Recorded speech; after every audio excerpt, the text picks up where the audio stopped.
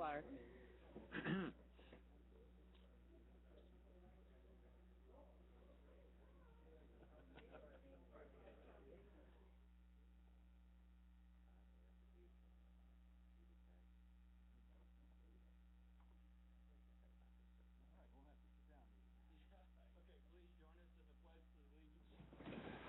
I pledge allegiance to the flag of the United States of America and to the republic for which it stands, one nation, under God, indivisible, with liberty and justice for all.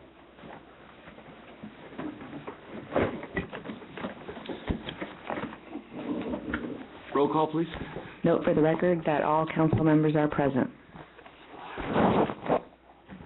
Okay, and then we need to adopt the agenda. So moved.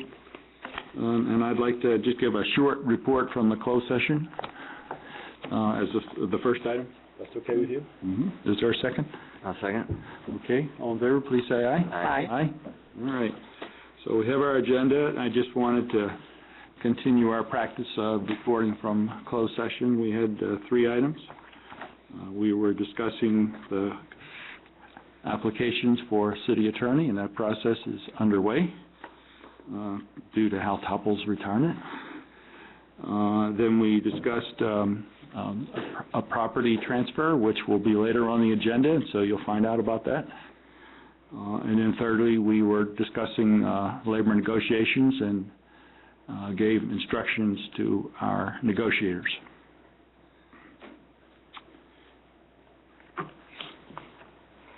So the next on the agenda is a proclamation.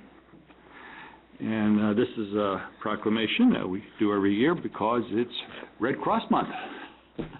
And we're very pleased to recognize the tremendous work that the Red Cross does. I know we have a gentleman here in the audience, I believe, who's going to accept the proclamation.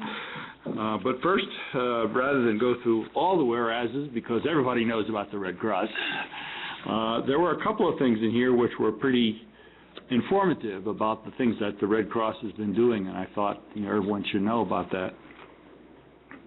And this points out that the American Red Cross Bay Area Chapter during this last year helped more than 1,000 people with temporary housing, clothing, food, and mental health counseling during 392 local disasters. The chapter trained more than 50,000 people in life-saving CPR, first aid, water safety, and preparedness education. The Bay Area chapter also provided emergency communications, counseling, financial assistance, and a caring presence to more than 770 local military families.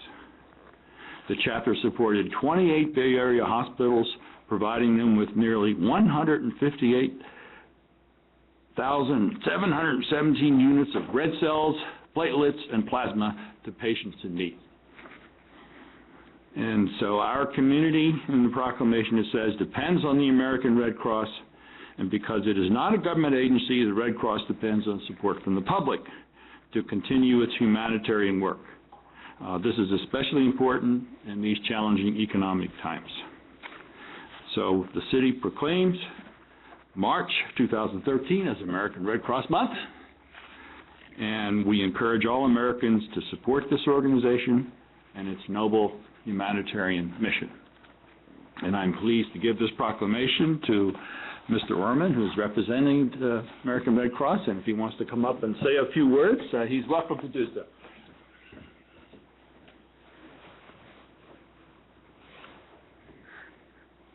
Thank you very much. Okay, great. If I can say a few words, that'd be great. My name is Chris Orman, and I'm a county resident, and I appreciate taking this moment and addressing the council and the residents.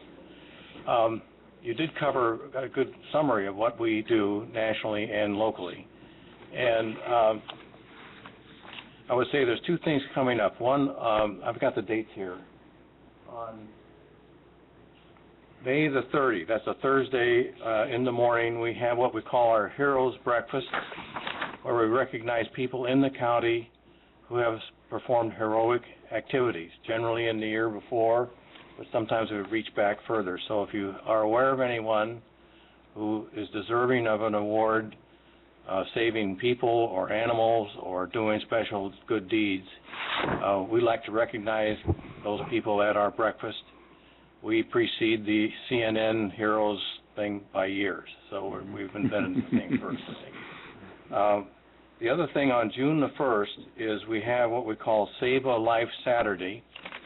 They haven't announced the location yet. It's often like at the county fairgrounds or at Coyote Point. And there we will teach CPR. Don't ask me what those letters stand for. CPR, life-saving skills, and also personal preparedness, and it's free. So normally if you take that stuff during the year, you have to pay for it. This time it's free. I can refer you to a couple of websites on that. The Heroes Breakfast is redcross.org/smheroes, and the CPR is on www.redcrossbayarea.org. And we'd certainly invite you all to join us. And I'm sorry I have my back to half the people, but that's... That's where we're set up. I don't know how you work this deal. Anyhow, thank you very much, and we sure appreciate you taking the time for the proclamation. Okay, thank you for coming. You know, sir, if we're going to be hosting a race April 21st in Brisbane. And what race? A foot race, yeah. And I don't know if you go, you know, if your organization goes to races and sets up a booth and promotes. Yes, we do. You know, if you wouldn't mind giving your contact information to our city clerk and Sherry Diachi, and then I'll reach out to you. And sure. See yeah, we can. Typically, we would be there advising on safety matters and so on, or possibly we can provide first aid services in conjunction with your local police and so on. Yeah, I think that'd be great. So I'll have to get a card because we don't carry cards. Okay. Thank you again. Okay, great. Thank you very much. Thank you. One other thing I might mention is, you touched on it, Mayor, was Red Cross is not a government agency. Right. It's 97% volunteers. That's what I'm a volunteer. 3% paid staff. So it truly is a public group. Yeah. Okay? Great. Thank you very much. Thank you. CPR, cardiopulmonary resuscitation. Now it's going to be just CR. Understand we got rid of the pulmonary part, right? The breathing part. Yeah, Just the chest pulmonary, pumping. yeah. Yeah, no, I was looking at our emergency office director there. Okay. All right, so we move on to oral communications. And I have Sonny Kuya. I bet I know what he's going to talk about. Claudia, you got to come too? Okay, sure. Where's 2-0 here?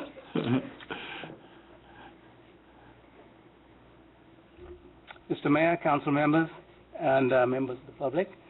I just wanted to join Claudia in giving you a quick update on where we are on the SAM-Trans proposals to make some drastic changes, particularly to Route 292. For the most part of the month of February, I was on vacation, much-needed vacation, which I hadn't taken for a long time, so I was actually out of the country.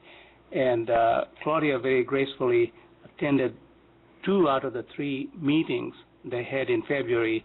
This is the meeting we talked about last time, which related particularly to the federal government requirements, otherwise known as Title VI. It's a very technical thing. It's very thick. Basically, Title VI wants big bus companies that draw federal money to make things very clear to the public that before big changes are made, that if it affects certain racial groups or socioeconomic groups, et cetera, that this, what they basically say, you need to explain what the changes are going to be, how they're going to be impacted. So they did the meetings, surprisingly, that there wasn't one in South San Francisco and one in Brisbane. I suppose we are not in the group that would be affected. I don't know how they decided where they were going to have these meetings, but there was one in Pacifica and one in Daly City and one in at the Samtrans office, I believe. So I will let Claudia comment on what happened over there, and then I'll give you a quick, we will both give you a quick report on what's to come in March. Thank you. Hi, I'm Claudia Crook, a resident here in Brisbane, and like Sunny mentioned, I did attend 2 of the Title VI meetings that Samtrans had last month. I attended one in Pacifica. Myself and a Pacifica resident were the only 2 public people that showed up. So what I encountered there is the directions had me to go to one library, and the meeting was at a different library. Not sure how much that had to do with how many people showed up, but Samtrans did have someone in the parking lot guiding me to the right place. The other person from the public, she was more interested in getting more routes and more ridership to her area. She wasn't specifically there to talk about Title VI. What I learned is that Title VI is requiring Samtrans to set policies in place to be able to measure what an impact is. So it used to be that Samtrans could come up with their own policies internally and not have to share them with the public. Title VI is saying no. You have to have a policy, it has to be measurable, and you have to have that vetted through the public system. And it specifically has to do with major service changes, which is any fare change or any reduction or increase in service of 25%, which is, so anyways, Title VI, their policies that they've put out is, I feel, just a nice little hoop they have to jump through. I feel like the public meetings are just being held to say we did what you said we had to do. We'll see what happens. From the way I understand it, though, the SSP will have to be within these guidelines. So if after doing their analysis of the final draft, which will be presumably available on the 15th of March, if it doesn't meet these requirements, they will have to go back to the drawing board. I went to the Daly City meeting, and that had a better turnout. There was a board member there that attended, which was nice. There was a CAC member, so one of Sunny's counterparts were there, and there was 5 people from the public, so a little bit more participation. So that's about all there is for the Title VI. Those meetings are over or done with, and they will be proposing that to the board this month for approval of those policies. Just one comment on Title VI. Apparently, I'm suspecting the public really didn't understand what this meeting was about. You call it Title VI. It's very abstract for them. So that's one of the reasons why I'm not surprised that only a few people showed up. If you have a big placard over there that says you're going to lose your 292 tomorrow morning, they'll all be there. A lot of people show up. Yeah, right. So the unfortunate thing is that Title VI is a little complicated. Samtrans has lawyers on their side. They poured through this and gave them a summary, and I'm going to give the city clerk a copy of the minutes behind which is the explanation on what all this meeting was all about, so you can keep that on record. Since Samtrans had lawyers and they have the protection of lawyers to interpret things the way they want, the public didn't have lawyers. Public was hardly even present over there. So if there is anything Samtrans is quietly slipping past the public, is going to happen. If there is a policy somewhere in the language of the policy, if there is something embedded in there which says hey, we can do whatever we like, they will be able to do that because the policy has been given to the public and they have met the requirements. The federal government will say, well, did you do your part? Yes, we did. Did you hold meetings? Yes, we did. Were there any objections? No. But I'm just pointing out to you folks that Sam Trans had lawyers. We didn't. So if something happens later on down the line, there's something we can pick up on. Last but not least, Claudia has alluded to the things that will be coming up in March. My understanding is, I'm going to confirm this when I go to the CAC meeting on Wednesday, and these are the minutes which I'll give to the clerk. At the meeting, we'll be given a final timetable of when things are going to happen. At the moment, my understanding is, and Claudia, I think you're right, that May 15th, there's going to be a board meeting March 15th, there'll be a board meeting at which the SSP, which is the Sam Trans Service Plan, final draft will be presented to the board. After that, there's going to be, I think, 3 meetings, public meetings. There's a total of 5. 5.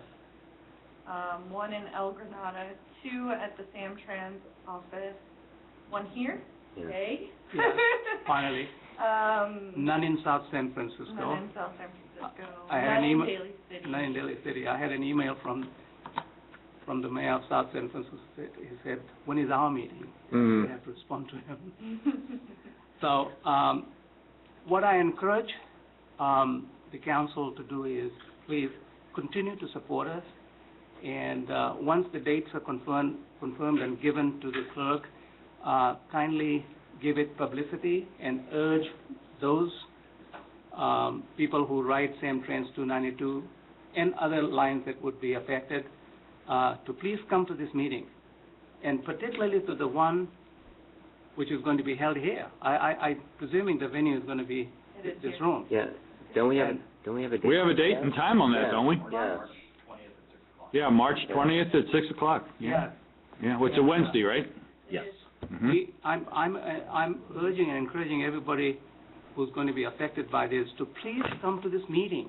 I hope I'm going to give you. Please come to this meeting, and hopefully, when the final draft is presented to the board in the first round on the 20th, there will be something good over there. So we may not have to oppose anything. But if things have gone south, then at the meeting over here, on 20th, that's probably the final opportunity to air our grievances, to make some noise, to tell Sam Trans not to do that, and to please preserve 292 going in and out of San Francisco for the reasons we know. Right. And that will be our last chance. Then after that, there will be a couple more meetings, and then the board gets to vote on it. Claudia, tell about what Michael said. Never mind who Michael is, but somebody told you a story. Yeah, so Michael is a Sam Trans employee. He's a part of their planning team. He's been involved in the SSP since the beginning, like August, when all of this started coming to our knowledge, and he explained to me that the outcome we had in South San Francisco of approximately 70 to 75 people was the largest turnout he's seen in any form by public outreach. So he was extremely impressed, and he was extremely encouraging for us to keep up the support and to get the word out. Unfortunately, I will not be able to attend the meeting that will be here, and all of them, actually, I will be out of town, but I trust that I have your support. I know that Sunny's going to do a great job, and I did forward all of the dates on to Sherry, and I also sent an email to Russ asking that we post it on the board as well. So I'm sure we can do that. We've got it on our website as well. Terrific. Thank you very much. Thank you very much. Thank you very much for your continued support. Yeah. Appreciate it. Thank you. Thank you for keeping us I have one updated. question, right? Yeah, sure. If I could, Hal, are you familiar at all with Title VI? No, I'm not. Oh, okay. And I don't think anybody else is. Stuart? No. Yeah. Somewhere between, yeah. Title 5 and 7. Yeah. Okay, I have one other request for oral communications from Dana.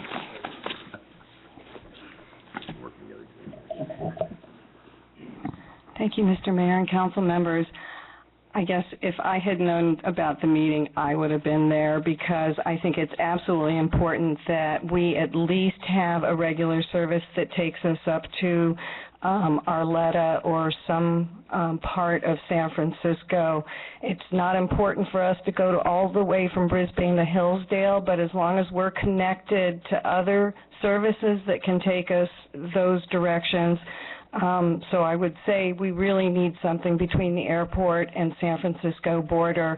Don't necessarily have to go all the way into San Francisco, although I'm trying to think that there isn't something that goes Bayshore to Potrero other than the 292. So that's just my personal opinion, and I mean, I can tell you all the horror stories of waiting for a 292 on Mission Street late at night and watching the rats come out from underneath it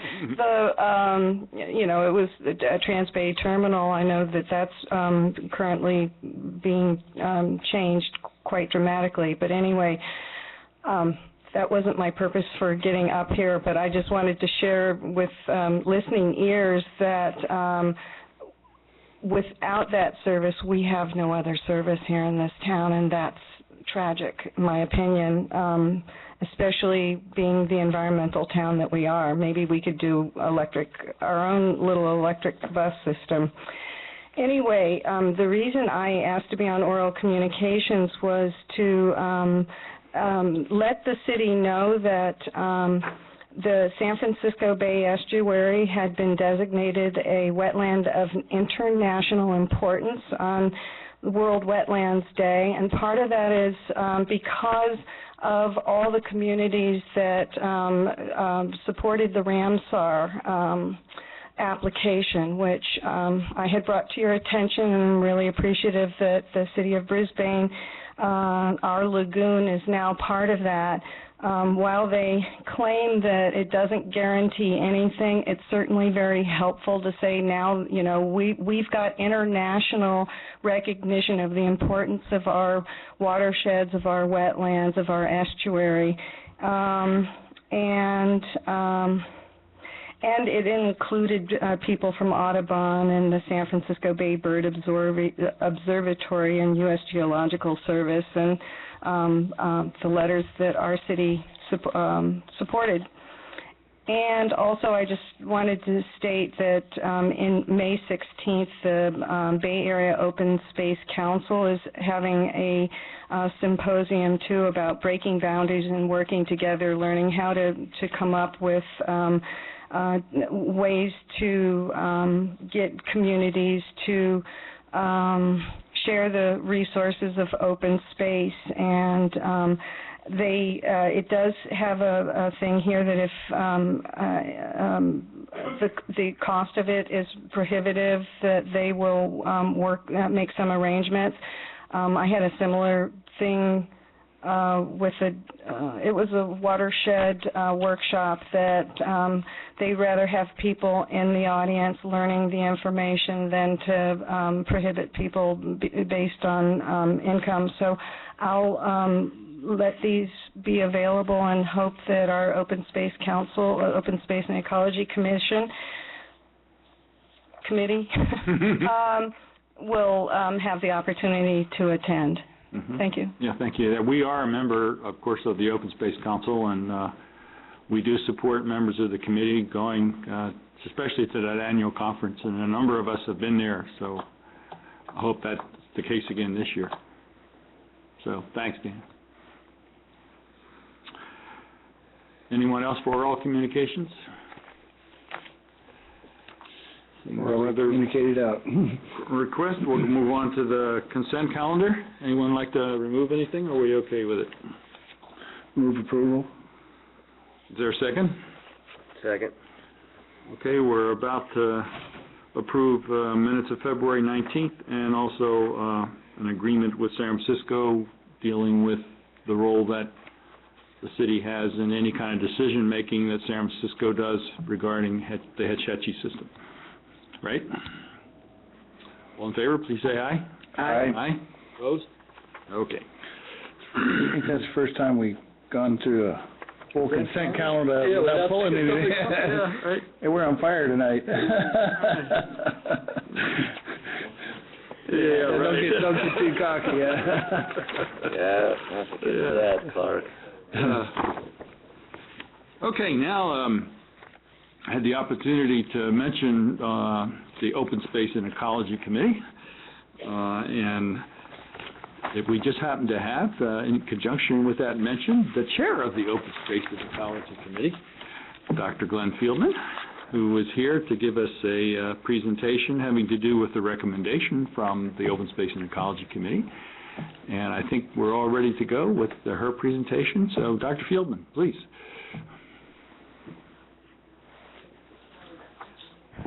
I'm having technical difficulties, so give me a moment. Sure.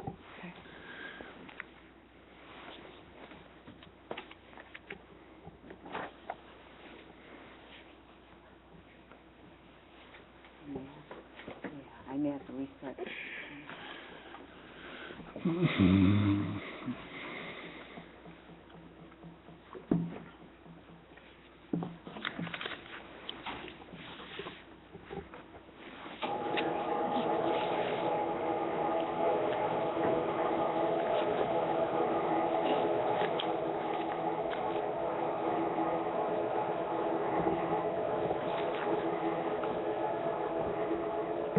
So my apologies, it was ready to go a few minutes ago and somehow it's gotten stuck, so I'm restarting the system.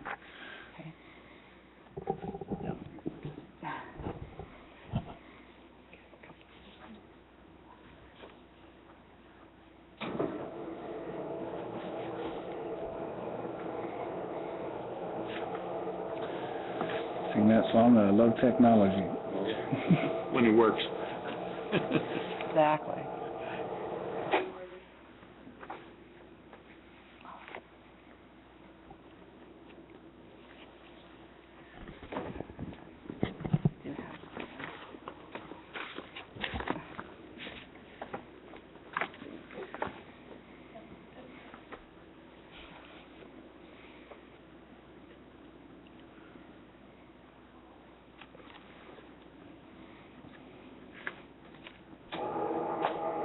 Shutting everything. Bless your heart.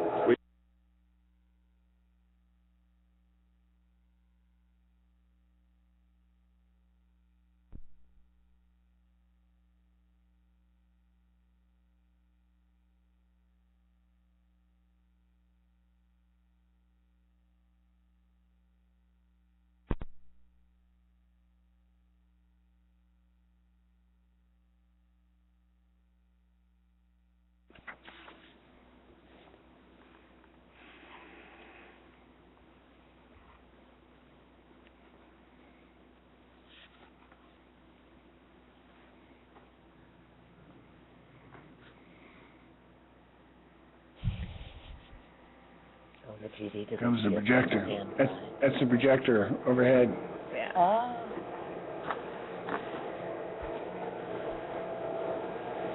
Amazing. There it goes, back up. There it goes. Puxatawny Phil did not like what he saw. It's going to be winter for a bit longer, I think. Going back in. It's on.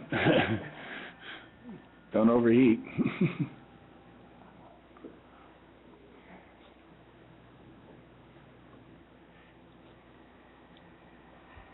And here I was wondering whether I should do a PowerPoint. Well, look, it's on. Oh, well,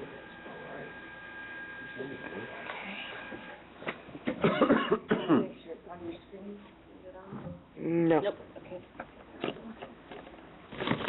Mr. Mayor, Council, thank you for inviting me as a representative of the Open Space Committee to come and tell you why we are so enthusiastic about the bag ban that is before you, specifically the San Mateo County ordinance that we've asked the Brisbane City Council to approve for our city.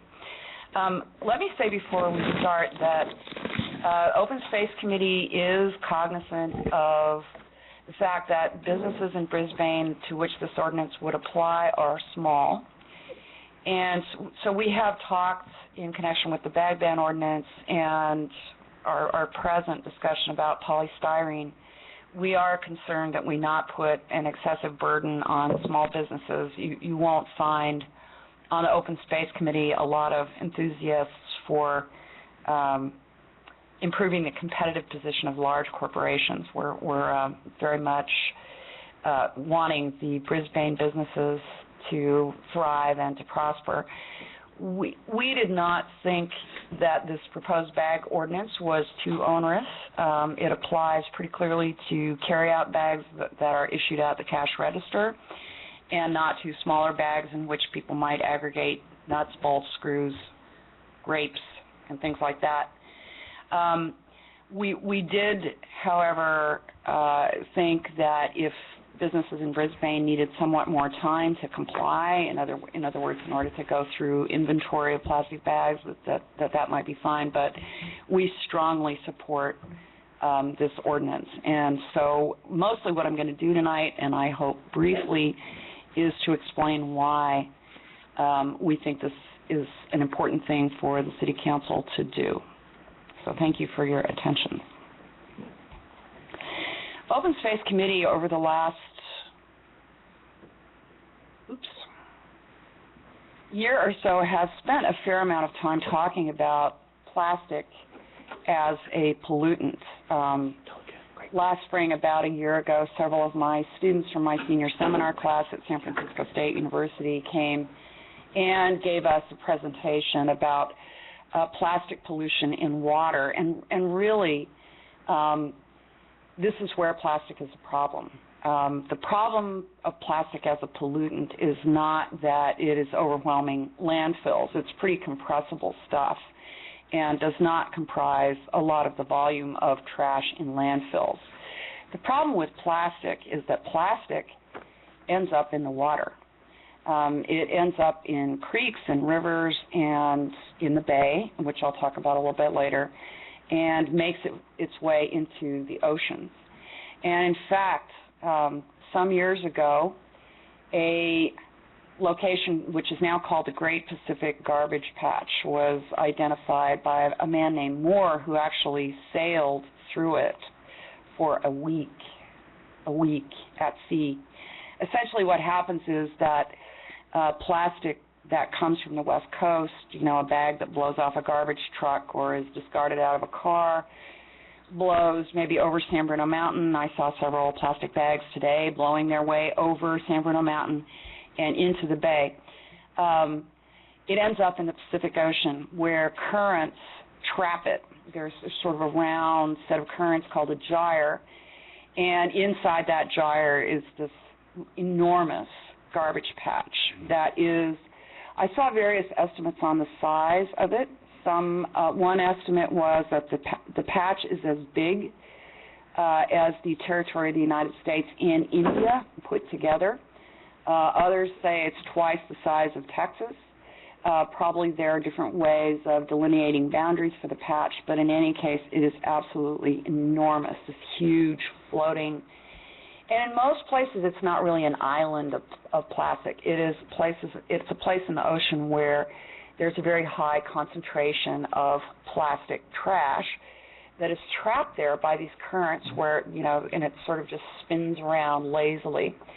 Great Pacific Garbage Patch is not the only oceanic garbage patch. There's another one in the Atlantic. There's another one in the Western Pacific. This is actually the Eastern Pacific Garbage Patch. And there are several smaller ones elsewhere in the world where ocean currents spin and trap plastic trash. Most of that trash, although some of it comes from cruise ships and military, most of the trash in these garbage patches comes from land. It's terrestrial trash that makes its way into the oceans. And of course, we're not just talking about bags, but since the proposed ordinance is pretty limited to plastic bags, most of what I say tonight in the presentation will concern plastic bags. But we should keep in mind that there's all sorts of plastic trash that ends up in these huge gyres. And the next picture will give an idea of what it looks like in the worst places. And you can see this is a picture that's taken from underneath it. And you can see the huge amount of plastic stuff. And there are some bags in there. There's also a lot of other stuff. There are plastic bottles. There are polystyrene containers. Polystyrene food containers are also plastic. There are bottle caps. There's the sort of intermediate raw material out of which plastic bags are made. These are little plastic pellets that come from factories, and then later these pellets are turned into everything from toys to plastic bags. The name for these pellets is called nurdles. And I just read in a Chronicle, I think it was last year, that there are plastic bag manufacturers here in the Bay Area, and that if a truck delivering nurdles to one of these factories should have a spill, all those little plastic pellets make their way downstream because they're carried easily in water. They're pretty lightweight, and they make it into the garbage patch. So you can see from this photograph, this kind of gives you an idea of what the most concentrated parts of the garbage patch look like. And just I think an important figure to note is that Charles Moore, and he's the guy that sailed through the garbage patch, and apparently since he first encountered it, he's kind of dedicated his life to studying it. I mean, he was just horrified to find this out there. So he's been involved in several studies that I know of, and people have been out there sampling the garbage patch and collecting water samples. And plastics outweigh surface zooplankton, which are the small animals that live in the ocean that are really at the base of the ocean food chain, by 6 to 1. So in this huge patch of ocean, there's more plastic on the surface of the ocean by far than there is living life. So it's really, this is a huge, nasty, ugly problem.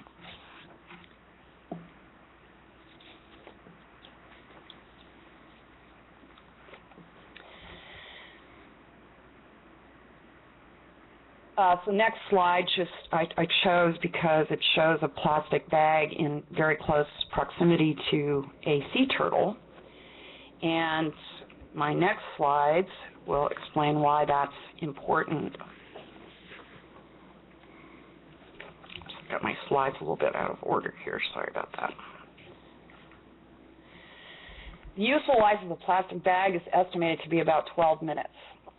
When you get a bag at the grocery store, at the checkout stand, take it home, take the groceries or whatever it is out, average time that bag is actually used is 12 minutes. But plastic in the environment is forever because nothing on Earth has learned to digest it.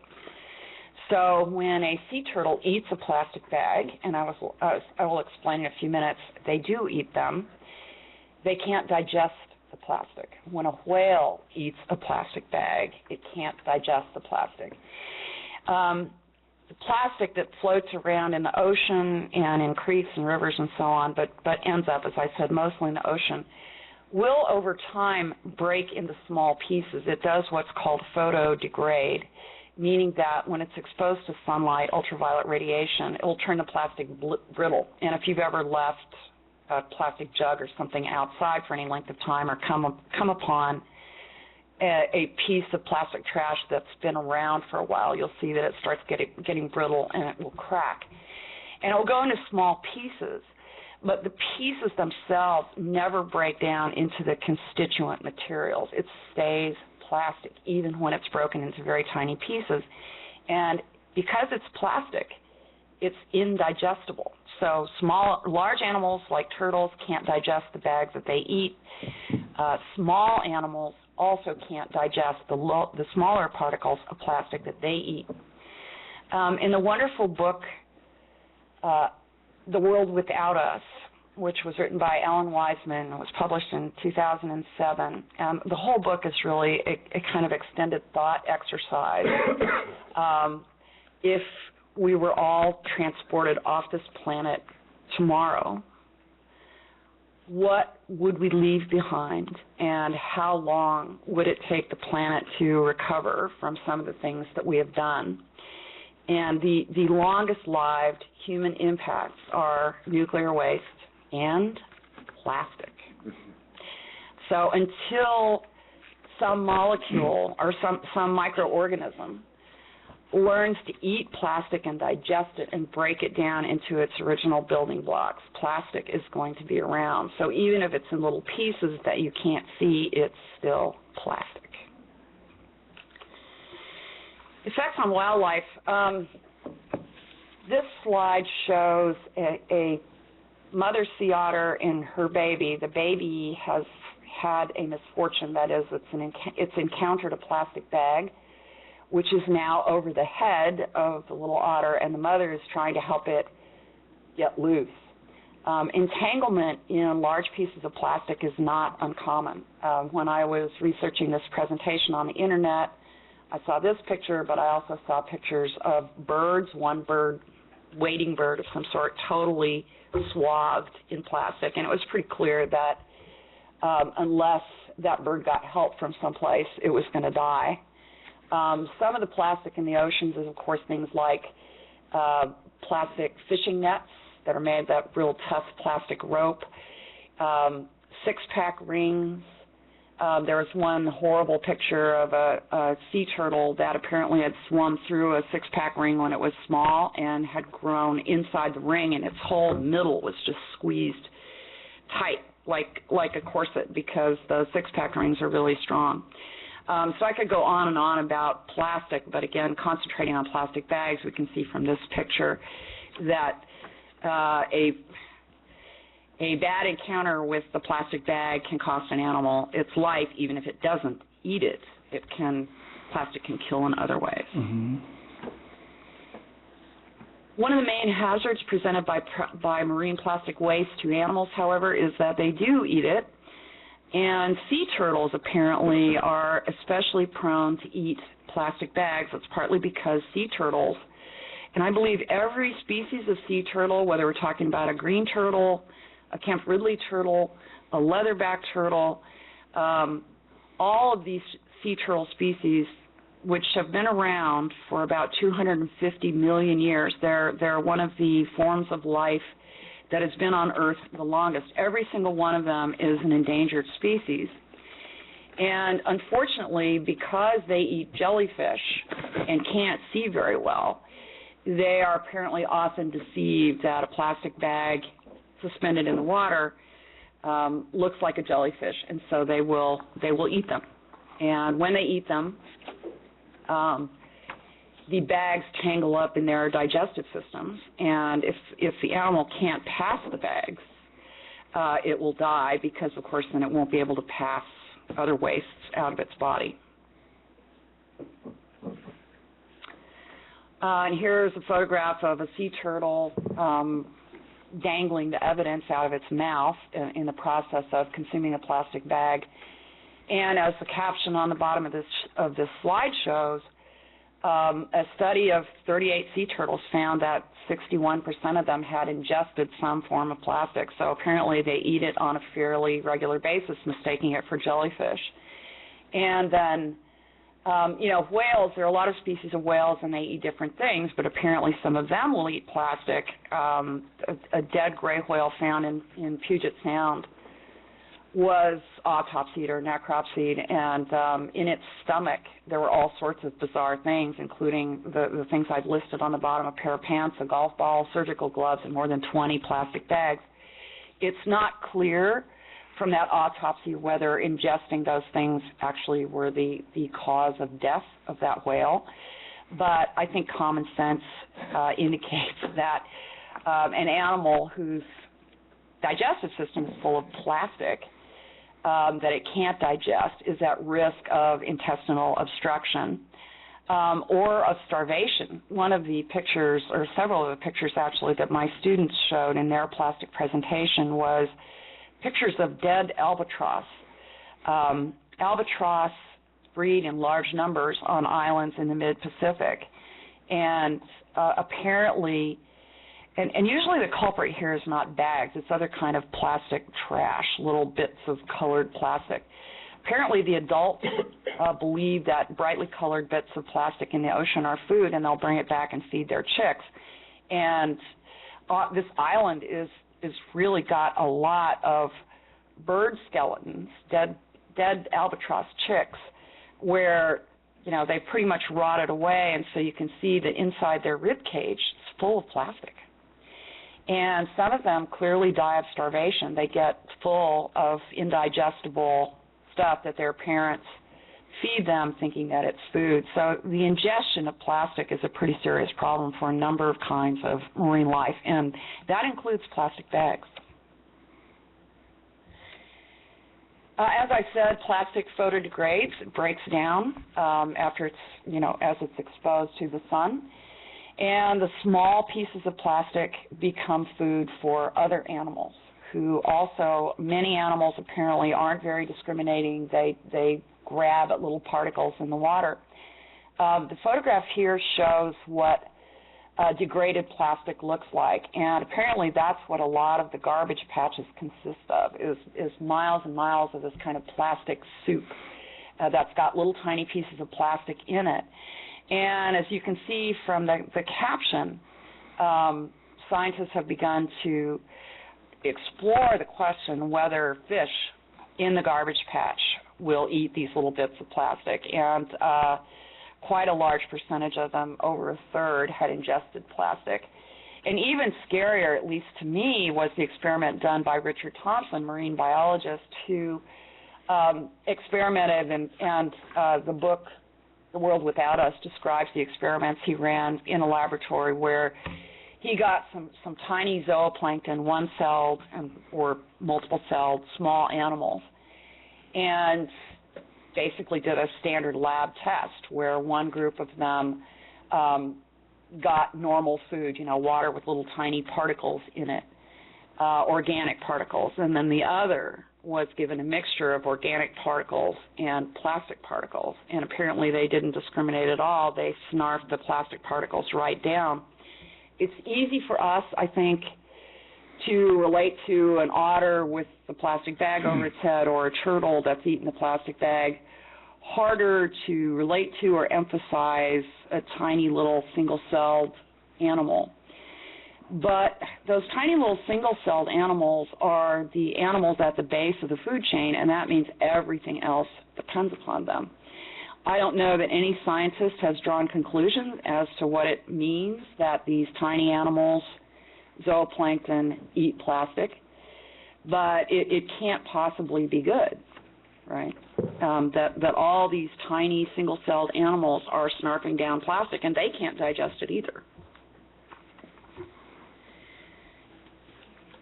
As far as the hazards presented to marine life by plastic bags, we can't leave that subject behind without talking about toxic chemicals.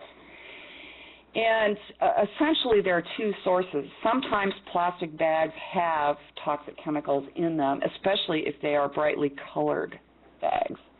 Not all brightly colored bags use lead in the dyes that are used to produce the colors, but a test which was conducted on the East Coast did find that a significant percentage of colored plastic bags do contain lead, which of course is a neurotoxin, and so animals that have the misfortune to ingest a brightly colored plastic bag may get lead poisoning along with their indigestible plastic.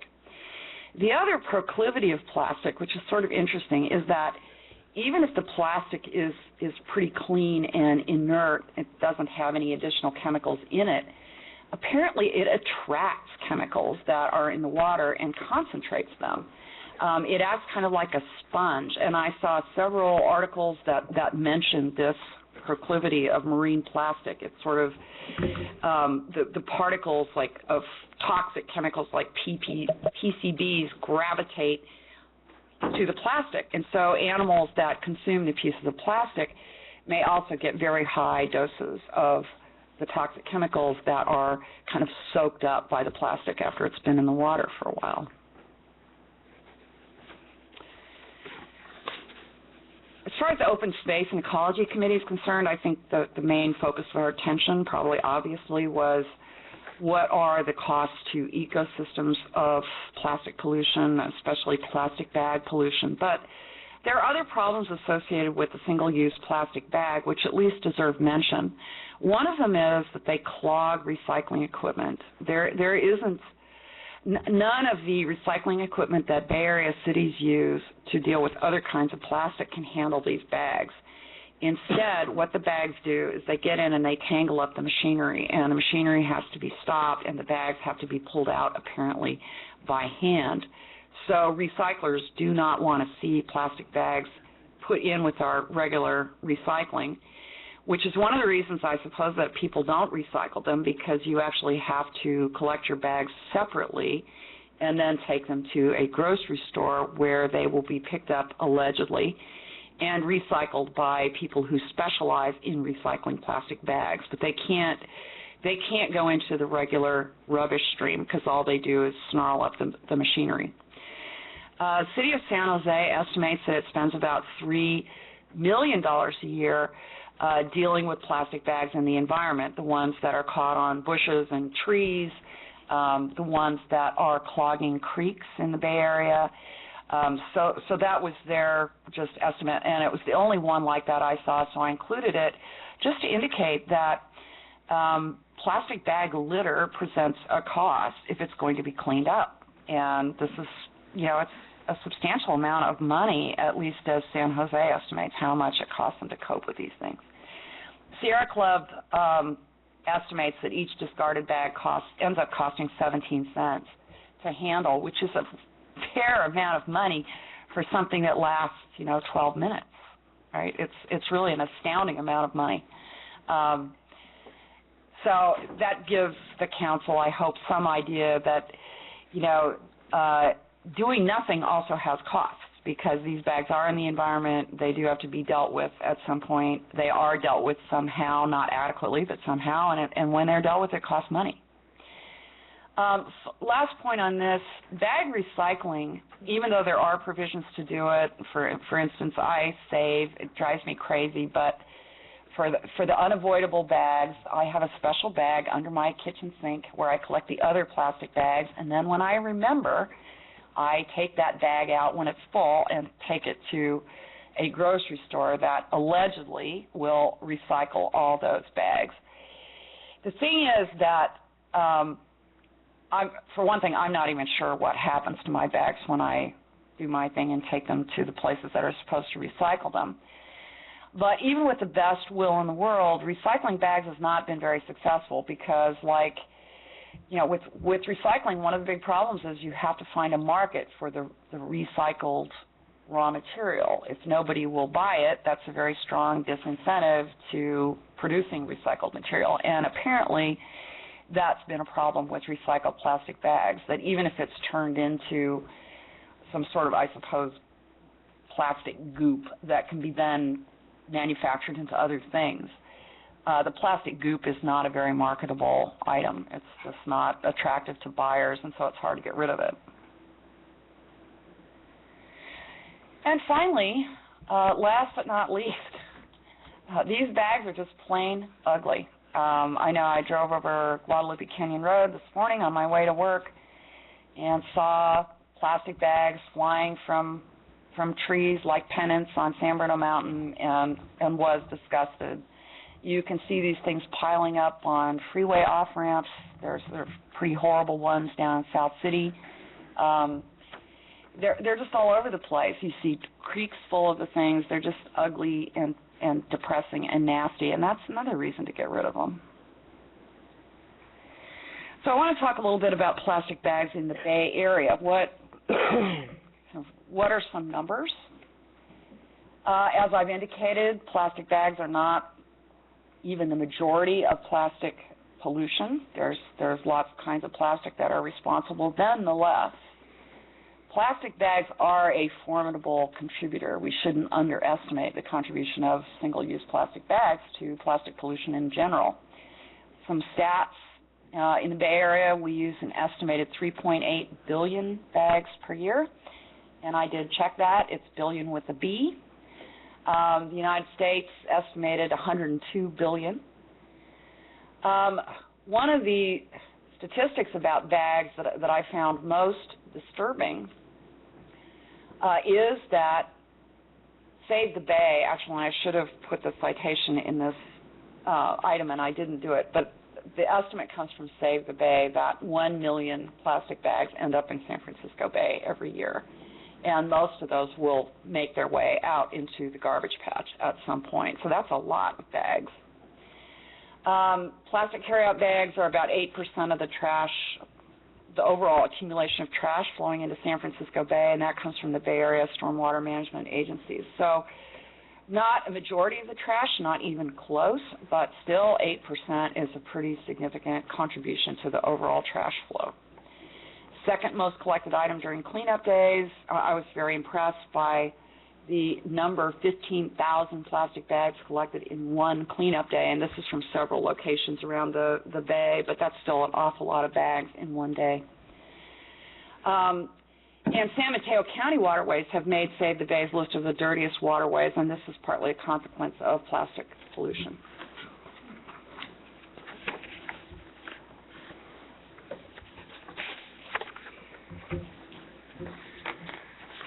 There is another reason to adopt San Mateo County's bag ban in Brisbane, and that is EPA and, in general, people concerned with water quality have begun to recognize the problem of plastic pollution in a big way, which is, I think, a very welcome move.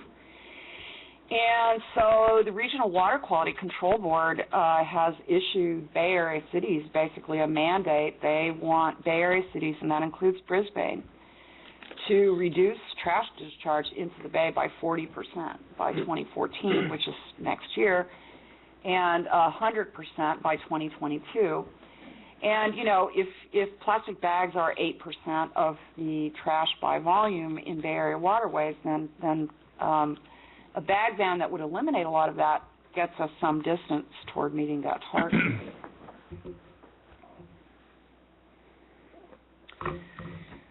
Finally, as I've said, the problem of plastic pollution is huge, and we've waked up to it very late in the day. So banning the single-use plastic carryout bag is only a down payment, and a pretty small one on a vast problem. But our hope, I think, on the Open Space Committee is that in addition to helping to reduce the amount of plastic trash that goes into the oceans, that it will also help to raise consciousness, you know, to get people to pay attention a little bit to the problem of plastic pollution and their own contribution to it. And if we are allowed to hope ambitiously, it might encourage people to think a little bit more generally about the consequences of a throwaway society. I do know that everybody I've talked to personally who hasn't heard of the Great Pacific Garbage Patch is pretty horrified when they find out about it. So I know the Open Space Committee plans to do public education on this problem, and I hope members of the public watching will have learned a little bit more as a result of this presentation than they knew before. Thank you. Okay, thank you very much. Any questions? Very good. No, I had a comment, Glenn. I had mentioned this to the council, and we have Dean Peterson here in the audience too from San Mateo County Environmental Health. And but our last meeting, you know, I was talking about plastic diapers in regards to what it does to the environment, and I was explaining about, I know of this small Pacific island in the South Pacific, particularly a little bit smaller than the size of San Francisco, that they lost a certain fish, started disappearing, that the natives used as part of their diet, and the marine biologists couldn't figure out what was going on. But one of the natives had noticed that there was an introduction of disposable diapers about 10 years prior to that. and they don't have sewage treatment plants, so these are flushed down the toilet, and of course the Pacific currents are very strong, and a diaper is water soluble, so as it saturates, it sinks to the bottom of the ocean, and so this guy had figured this out, a native, and actually dove down to the one particular spot and found the whole bottom of that area where actually was where this one fish is was their spawning ground, and it was covered with plastic disposable diapers. So anyway, that's the stuff that is not seen, and so there's, hopefully that island has the potential at some point of being cleaned up. I've saw many documentaries on that whole thing. It is pretty horrible. And when we went through this process last 2 weeks ago, my first statement was that I don't think that any of us don't disagree that this is a good thing, but we must reach out to our businesses to make sure that they understand what the impacts are going to be into our citizens, and that's where we ended up at. So, yeah, if I may, Mr. Myers, had a question, Glenn. A lot of, well, I don't know if there's a lot of them, but biodegradable bags. Mm-hmm. So when I walk my dog, the bag's biodegradable. Is those particular plastic bags, do they cause harm in the environment as well? So I'll give you the best answer I can. I understand I'm not a chemist, so I can't really give a professional opinion on this, but I did come across the biodegradable bag question in some of the research I did for this presentation. And the answer seems to be that in those biodegradable bags, there is still plastic. That's my understanding. Mm-hmm. And so I was left wondering, well, do these things really biodegrade, or do the biodegradable parts biodegrade and still leave invisible microparticles of plastic? Mm-hmm. And from what I read, that seemed like a possibility. So. And if the bags are made out of a plant-based, then I think they're okay. Then they're fine. When it does break down, it reverts back. Those will actually, biodegrade, to break down into their chemical constituents. But plastic won't. It's a polymer, and polymers are very persistent molecules. Petroleum-based products. Yeah, and my understanding is that at least some compostable or biodegradable bags contain plastic polymers. So as I said, I'm not a chemist. I'm not informed well enough to give a detailed answer to your question, and I suspect it may depend on the specific type of bag or variety of bag that it is. All right. So sorry, I can't do better with that one. No, that's good. Okay. Anybody else? Very good. Thank you. I appreciate very much the presentation and obviously the work that went into it and making it possible, and we appreciate the work of the Open Space and Ecology Committee. Well, thanks for having us with my voice. That's so important. Okay. Thank you. Thanks, Glenn. Come by more often. Get us educated. Yeah, we do that. Let us know. Okay, so this is all related to actually a piece of legislation, and we continued it from last time, which actually is a public hearing. And so what we'll do, I think, is ask for appropriate staff reports and then see if there's any public commentary, and then the council will proceed to do its thing. Thank you, Mr. Mayor. As you note, this item was continued from our last staff meeting, and at that meeting there were a number of comments and suggestions from council. In the interim period, we have had representatives from San Mateo County Environmental Health go out and meet with the 4 primary retail businesses that we expect would be impacted by this. I understand that Councilmember Conway and the city manager were at those meetings. We were also asked to have a representative from San Mateo County here. Mr. Dean Peterson, who's the director of the Environmental Health Services Division, is available here this evening to answer questions. And also, as part of the back and forth conversation that went on in between the meetings, we were asked to do a couple of things, and I can talk about those. I think it might be more fruitful to talk about those after you close the public hearing, but we have two options in there by which the council could choose to make the CEQA findings that would be necessary to do. You could either make it as part of an ordinance, or you could separate it out and do it as a resolution and deal with the ordinance later. That would certainly be at your discretion. There is also a discussion in there about what you would want the effective date of the ordinance to be, and there's also a conversation in there about a thought as to whether or not we ought to have the potential mechanism for a future exemption ability within there. So I could take questions now, sir, from council. Can we invite Mr. Peterson to make some comments?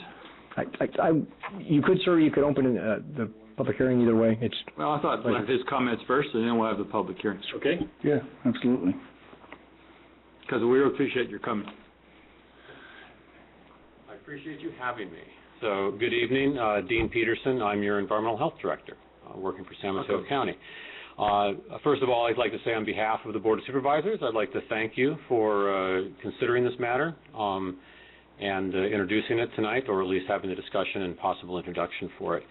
As Randy had indicated, the ordinance in front of you today is the model ordinance. This is an ordinance that we began working on in October of 2011. That process was originally, because as you know, when the county does an ordinance, it goes into effect in the unincorporated area, and we did not feel that it would necessarily be an effective ordinance, nor necessarily fair to businesses in just unincorporated if San Mateo County did it. And so I was directed by the Board of Supervisors to make this a regional approach. We approached all the cities within San Mateo County. 18 of those cities indicated that they were willing to join us on a regional effort. There are 20 cities, as you know, in San Mateo County. Hillsborough and Atherton do not have retail, and so therefore they did not join it. We decided at that point, since we were looking at a regional effort, we would go into Santa Clara County and invite cities down there. 6 cities in Santa Clara County also joined the effort. We then performed the environmental impact report after doing several study sessions to ensure we were going down the right path. And what we came up with was a project that was passed in November by the Board of Supervisors and certified, and that created a model ordinance. As indicated in your staff report, that model ordinance does direct my division to enforce that ordinance amongst cities that adopt it. However, one thing that we need to have some discussion on potentially is it needs to be adopted basically verbatim as the ordinance. So anytime you veer off of that, we may not be able to, or likely will not be able to enforce. Again, I need to make sure we're sustainable throughout the county. One thing that did come to light today was there was one city down in Santa Clara County, Cupertino, that did veer away from the ordinance, and they made a change to it. And there is an organization called Save the Plastic Bag Coalition. They have sued, or they have said the intent to sue Cupertino because they did not adopt the ordinance that the EIR was drafted. So I would caution the council on if you do go down a different path of adopting an ordinance that's not the model ordinance and language change, to have that conversation very clearly and closely with your city attorney to ensure that you're not creating a liability for the city for potential lawsuits. So on that, I'm here to answer any questions, any clarifications, but I believe the staff report is very clear. Thank you, Doctor, for the wonderful presentation. It's always interesting seeing why we're doing this and reminding sometimes as we get into the middle of bureaucracy. There is a reason for this, and we do feel, again, that this is an approach that makes sense. It's an approach that has garnered so much in that the city of San Jose, who is looking at polystyrene, the county did a polystyrene ordinance which is available for adoption by cities also a number of years ago. The city of San Jose is getting their mind around it, and they looked at our regional approach for doing the EIR, the CEQA aspect of it, and they've decided that that's also what they're going to do for their cities down in Santa Clara County. So this is an approach that we started up here with the partners that we have, and we feel that it's going to be something that will be region-wide, and we're really looking forward to it. Statewide. We would like to see it statewide. Those efforts have failed, unfortunately, and so we felt that, we need to do it regionally. So, and we do things pretty well here in the Bay Area, I think. So. Great. Okay. Thank you. Questions? No, Dean and I have actually had a long conversation this past week, and so he answered all of my questions. And when we did the outreach, he sent one of his employees up here, Wayman Wong, who actually was going to be here tonight, but Dean, who's from Burlingame, was going to go to Burlingame's meeting at their request, because he lives there, and he decided to come here because there were some things that we were looking at that he had concern on, right?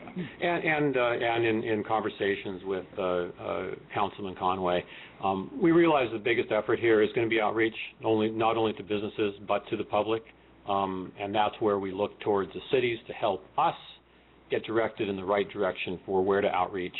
We really, you're going to know your businesses, you're going to know the public, the best ways to reach out to it, and we will be providing information. We've already done a mailing out to all the retailers in San Mateo County, little tents indicating that, this is coming. And so we are starting that education at this point, but it is going to be education. We're changing behavior, and behavioral change is never easy.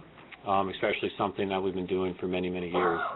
But I have a feeling that this will be one of those issues that within 5 years we'll wonder why we didn't do it sooner, and we won't even hopefully remember what a plastic bag looks like. And I would like to address your question on compostables. It is something we've looked at very closely. We were considering including that into this ordinance. However, the main concern with the blockage of storm drains, the ingestion of wildlife, is usually within the first 7 to 14 days of a plastic bag. Compostable bags, and of course there's standards for compostable bags, they need to be able to compost down within 180 days. However, that's in a full-fledged compost facility. Yeah, and out in the environment, a compostable bag is not going to degrade. It will maybe quicker than a plastic bag, but it won't be. It needs to be in a heated facility, actually a compost facility, in order to degrade.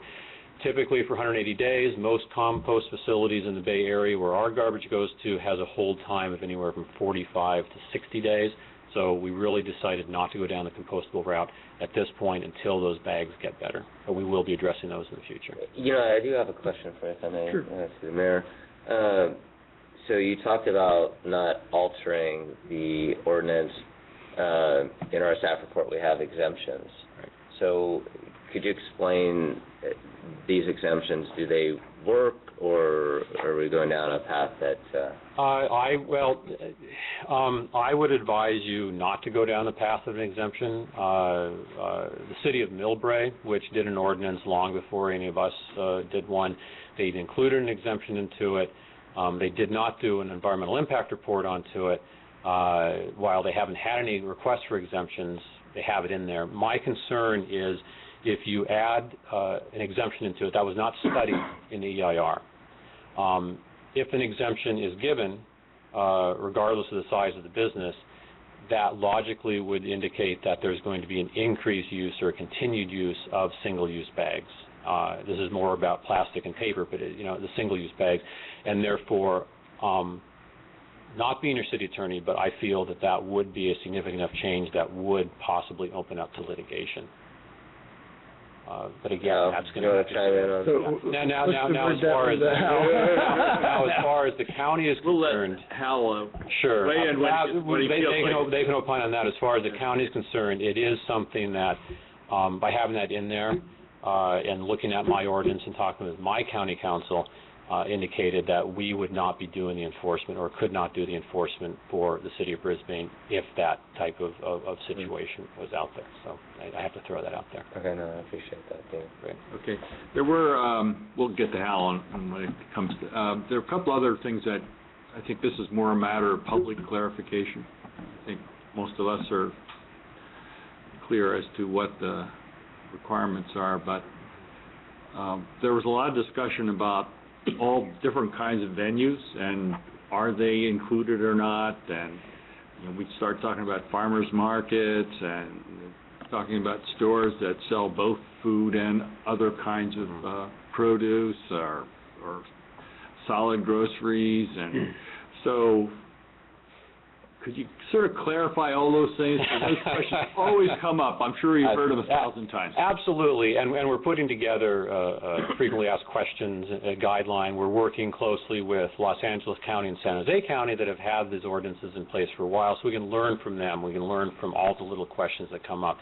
And one thing that I found, even though I've been to pretty much every city council that have adopted this, and many public meetings, every time I go to, there's always a new question that I haven't heard of or haven't thought of. So it's actually good. We continue to do it. So we try and simplify it.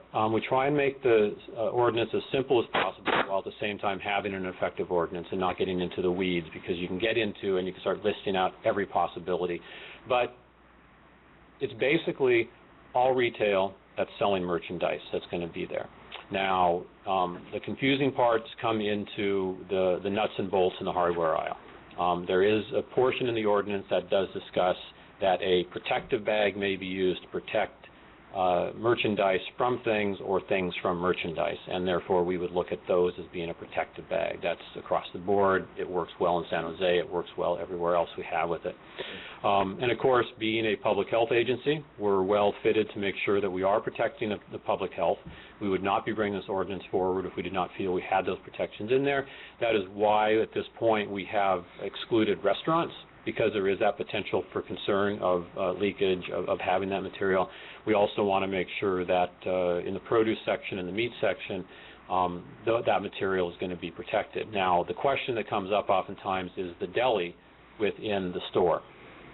So if you, I like to use examples, so we'll kind of walk there. So if I walk up to the deli, I purchase a sandwich, that bag can go into a protective plastic bag. Now, if I then go and buy some chips and a soda, hopefully sugar-free, because, health department, we don't go for sugary drinks, and then I go to the checkout stand and I want to put those all into a bag, that bag would be the carry-out bag that then is regulated. And so I would have either my reusable bag or I'd purchase a paper bag in that situation. So it's really a matter of almost thinking of, does this material need to be segregated? Does it need to be kept clear? Another instance that my colleagues at the Grocers Association like to use is the birthday card. You're buying the birthday cake and ice cream. That birthday card can go into another bag because you don't want to get ice cream on Jimmy's birthday card. So, it's what are you trying to protect? How is it being protected? There's a pretty good flashpoint to it. We, of course, are available for those questions. We will be responding to issues, and we need to work those things out as we go through with it. One concern, of course, is with the county doing this enforcement countywide. I have a number of employees. However, we'll be focusing the complaints and the responses to basically 2 or 3 individuals throughout the county so that we can remain consistent. There is a process that if one of my staff does determine there's a violation, and if we ever get to the point where there are fines, as are in there, which that is not the intent and the hope we never get down to the fines, there is the ability to appeal that up to the Director of Environmental Health, my position, and so there will again be that top level, making sure there's some logic going into this. The intent here is not to have detriment to business. The intent is to clean up the environment, help businesses comply, and that is really the direction that we always have gone with and we will continue to go with. Okay. Helpful. One other question came up. These are questions that came up last time, and everybody was saying, "Oh, wish you were here." I wish I wasn't here. I was in New Zealand, so. Well, that's good. Maybe we could all go there. Yeah. The other question was the record-keeping part of it, and keeping records for 3 years and having a separate accounting for the bags. Would you talk about that and how onerous you think that may or may not be for a business? And that is one thing that we're getting our minds around also, again, talking with LA, San Jose, and Sunnyvale as far as what their record keeping is done. The record keeping is twofold. The main one is we need to be able to show to the Regional Water Quality Control Board, to other groups that we are having a success here. And so we will be able to, if need be, take a look at that record keeping. Again, we're not going to look at all, 4,000 retailers or however many are in the county. We would be doing a sample study and then going from that. So we could see how many paper bags that they're buying, how many they're selling, so we can get a general idea of what the use rate is. So that's fairly important to get those numbers and get the credit from the Regional Water Board. The other reason, of course, is if we have a recalcitrant business that is refusing to cooperate, we will be able to use that as an enforcement tool, but that's really, again, the sidebar of it. The recycled content paper bags that people are buying are available, have a scan code on it. It's really no different than buying a pack of gum. You're buying a paper bag. That, for most businesses that have a scan code situation, that goes into their computer database, fairly easy to pull out and provide us that information. For those businesses that don't have that electronic, it may be a little more difficult, a little more onerous on them. However, you have to keep in mind that the 10-cent charge for bags is there to help reimburse those stores for not only the bags they're providing the individual customers, but also to help offset any cost it does to do the record keeping. So we haven't seen, I think Sunnyvale has been having problems with their record keeping because they require businesses on a quarterly basis to submit information to the city. We have ours designed so that if asked, they need to produce it. And that's how San Jose's is, and so far that seems to be working out fairly well. More than likely, when we're going to be looking at the effects of how this is working, we're not going to be going to the small businesses that ask for their records. We would be going to the larger retailers to look at their records. That's where the impact's going to be. They already have a system designed to keep track of this.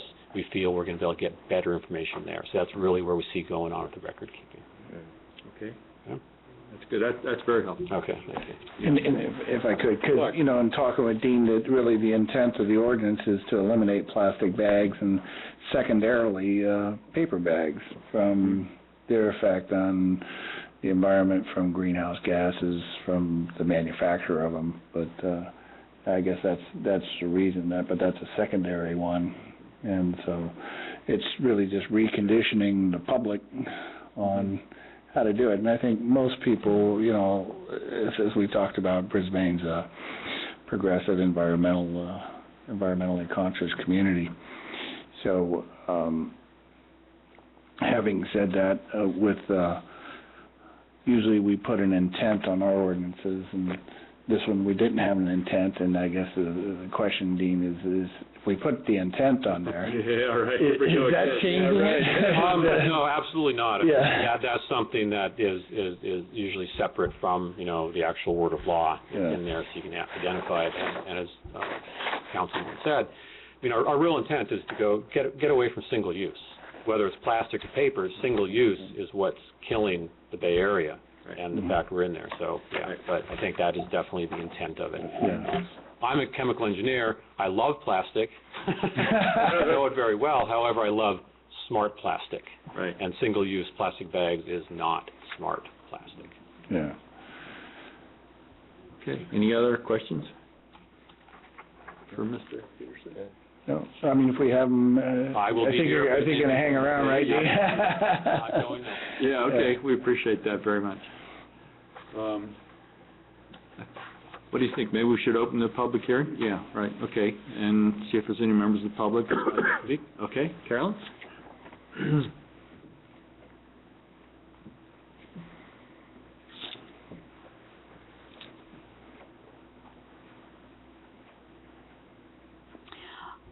I wanted to ask Mr. Peterson if he knows of any movement towards eliminating or the plastic bags for every other use, for, the vegetables we get in supermarkets are wet.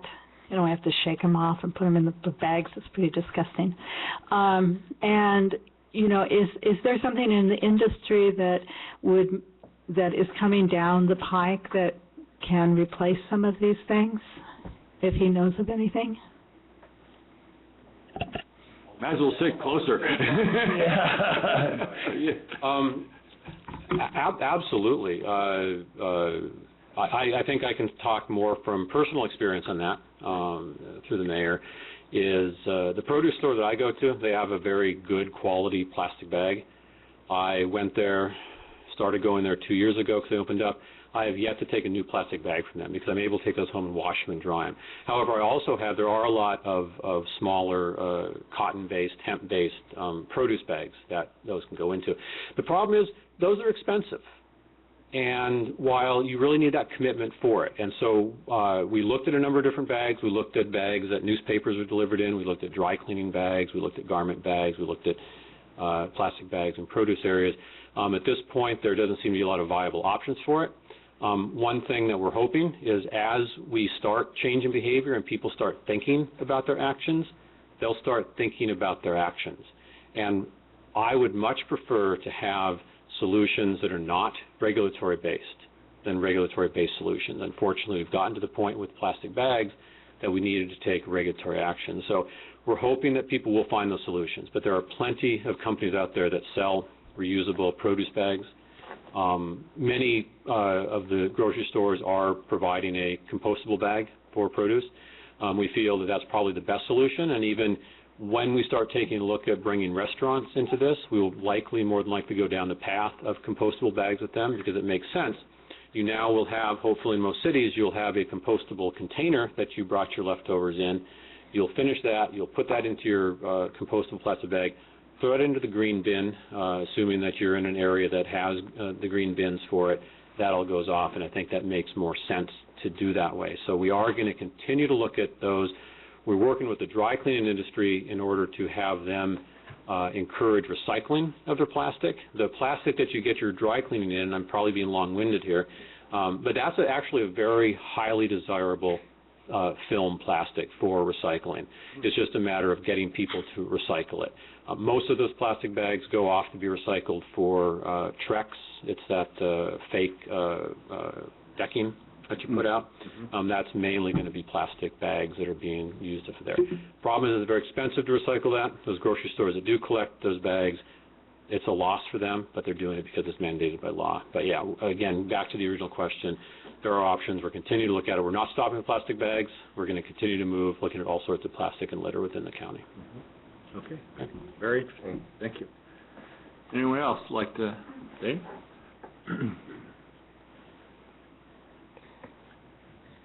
Thank you, Mr. Mayor and council members. I just wanted to say the whole concept of making it difficult and prohibitive is beneficial. That the bottom of our linen closet, which used to be totally filled with plastic bags, 2 feet high by 4 feet wide by 2 feet deep, so that's 16 cubic feet of plastic, and whenever we'd go out to Fort Funston, we would put them in the bins because people would use them for picking up dog litter. That's 2 uses, certainly not a totally reusable, but, you know, we've had this sense of awe that, you know, we could collect so much. Now we're getting to the point that we get plastic bags so infrequently that we're like, are we going to have to start to buy them to put our garbage into that gets runny and liquidy? But I'd rather that be the issue, I guess, than having the closet full of plastic bags that we had no use for. When I was part of the Green Party, we actually took plastic bags, stripped them for a long time, actually turned them into knitting materials, re-knitted them into plastic reusable bags, but it would take a month of knitting, so you've got to really, come on, you know, that's not a good use of time. But I also encourage you guys to think about polystyrene, because in the lagoon cleanups or any place along the shore, those little noodles are everywhere, and I know animals try to think that they're food when they're not. And I'm happy to say that I'm starting to see packing material where they've taken cardboard and they striate it, or, you know, they shear it so that it can be expanded and wrapped around things. So I think, like, the necessity is the mother of invention. When you this allows something, somebody will come up with the product that will replace that. And I'm seeing it using recycled cardboard in lieu of polystyrene. I know there was a period of time where actually you could get those little plastic bags that are filled with air, but at least it kept, the shipping down. So I don't know, I'm actually kind of saying two things. One, we kind of still in our present thinking need some plastics, but when we do come up with other, it becomes an opportunity for a new industry of much smarter packaging materials and shipping materials. Thank you. Thank you. Anyone else? Okay, motion to close public hearing with the caveat that if somebody wants to jump up and control themselves. We're always open. I'll second that. All right, all in favor, please say aye. Aye. Okay, so why don't we continue a little more with staff, and we had a question for Hal and Randy. Go ahead. Yes, sir. Let's go through the CEQA adoption first, if you don't mind. As I mentioned briefly earlier, there are two options for making the necessary CEQA findings. One would be, as we had originally brought this to you, to do it in the ordinance. And as the city attorney pointed out at the last meeting when we discussed this item, there's a simple elegance to doing it within the ordinance, because that way the CEQA findings and the ordinance changing your municipal code are always kept in the same place, so the two don't get separated unintentionally and become difficult to find. If the council has a sense that you're of a mind to introduce Ordinance 580 tonight, I would recommend that you do that methodology. If you think that you are perhaps not of a mind to introduce 580 this evening, if you think there's some more work we need to do, certainly taking the second approach, where you make the necessary CEQA findings via a resolution, would be appropriate. The only challenge to doing that is that if we make that resolution and then we futz around a little bit with 580, we've got to be very careful that whatever we bring back to you for eventual introduction has to fall within those findings very carefully, or we kind of end up in a never-ending do loop. We have to keep going back and doing that. So that one's a little bit challenging, but it's an option for you. Anyway, the staff recommendation is to make the CEQA findings within the ordinance, and I could point to you which one we have in there. The second option that we need to discuss is the effective date. As we've written it right now, the ordinance would be effective 90 days after the ordinance would be effective 90 days after it's passed and adopted. So that would be after its second hearing, after the second introduction for it. The county's ordinance was originally written to be effective on April 22nd. Because of the time by which it's taken us to get that here, that just strikes me as a little short trigger. So I wouldn't recommend that, but it's certainly council's option if you'd like to do that. The last conversation we need to have is with regards to the exemption. I think I'll let the city attorney make some comments if he would on that, or would you want me to take a shot at it first? I know if we agree, we go ahead. Let's go first, though, Randy. I feel like I'm going to be schooled. Well, so sure, I'll take a shot at it. Let's hear both versions. I feel like I should go with a code of silence. How I can say is we can compare the two. It'd be an interesting reality show. So we tried to craft this exemption clause very carefully so that it did not trigger the need at this point in time to do additional CEQA work. The way this clause is written, and I believe County Council and Hal somewhat concur on that, is that if someone wanted to appeal and ask for an exemption, it specifically says in here that exemption cannot be made by the city manager until regulations are put in place to guide him on the findings. Now, with that caveat, I have to note that if someone did appeal, and if staff did go back to work and put together some regulations and bring them to you, at that point in time, as we went to introduce them, we would have to do some additional CEQA work because we would have changed the project. And at that point in time, it would not fall under the county's model ordinance. And at that point in time, I think Mr. Peterson really would not want to be enforcing it because it'd be a very different ordinance. But as written now, it's there as an opportunity for someone to tell the city manager, well, I think I'd like to appeal this. How do you like that, Hal? I agree with Randy, but I guess I'll have to supplement it based upon conversations I've had since then. I think the analysis is correct, and we have talked about this. But since that time, I've also had some conversations with county council, and it's been kind of a more detailed explanation as to why they want all the cities to have the same language in the ordinance. For starters, as far as where the CEQA findings go, based on the draft that's in front of you, we're not changing the text of the ordinance. The CEQA findings are in a separate section. So I'm assuming that does not cause any problem for the county in terms of adopting the same ordinance. We're simply putting it in a different place, and that's simply the mechanism of adopting the findings, whether it's by ordinance or by resolution. We're not really changing the ordinance at that point.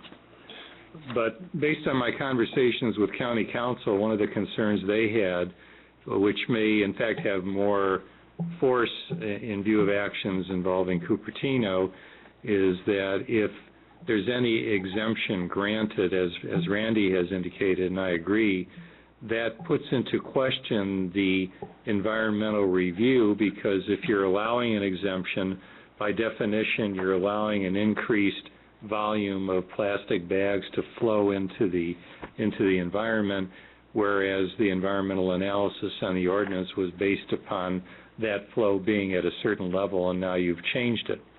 So does that change or undermine or even nullify the certification of your EIR? Now, in the case of Cupertino, they didn't actually make that change. As I understand it, they changed the amount of the fine, and they might have made one other change, but even with that, now they have been hit with a notice of intent to litigate, saying just by changing the fine, by not having exactly the same language as the model or the draft ordinance, the CEQA certification is no longer valid for that ordinance, and you have to do an entirely new environmental review. I think if we had an exemption process in place, that same argument could be made. So I think where I end up saying is, well, I agree with Randy. What we're saying is that because the exemption is not immediately effective, we're not undermining the CEQA findings. I suspect in view of what's happened with Cupertino and further conversations with county council, I'd be more inclined to say, well, if you know you're not going to adopt an exemption right away, and if you know you're going to need further regulation, consideration, and CEQA review to do it, then we're really not accomplishing much by just creating a possibility in the ordinance of something that may or may not, and I think based on conversations with the merchants, it's mostly, it seems more likely not, that we're going to have an exemption in the future, and we know that if there's an exemption, that's going to trigger all sorts of CEQA and possibly other issues. The other point that's important to me is the statement that Dean made that if we do put that in, the county from their perspective is no longer able to enforce the ordinance, and we're relying in large part upon the ability of the county to enforce this, because from our end only, we don't have the staff or the resources to do it.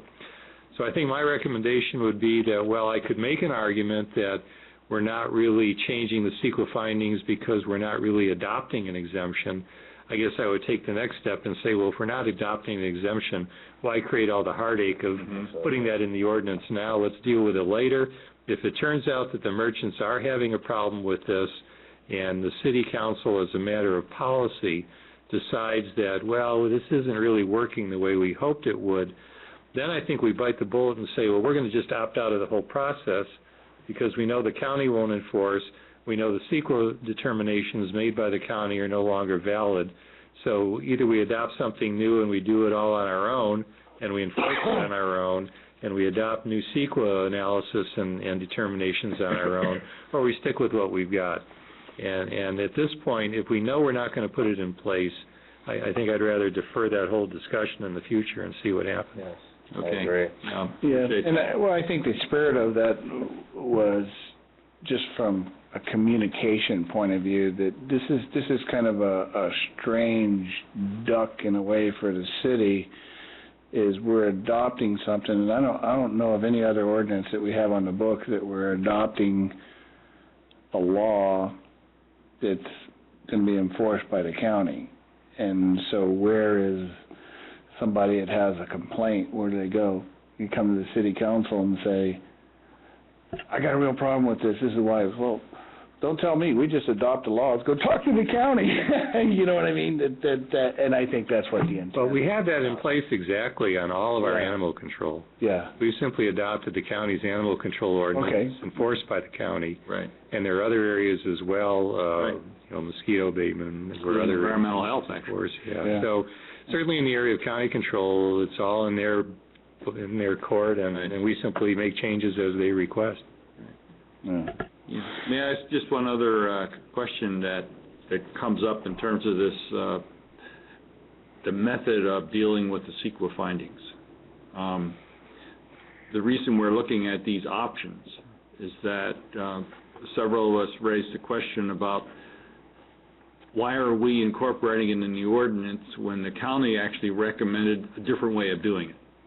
I mean, the county had a separate resolution for the CEQA findings, and in the letter, the transmittal letter, it proposed that, and our city attorney is suggesting a different way of doing it with a rather persuasive argument, but the question is that going to get us in trouble? That's my question.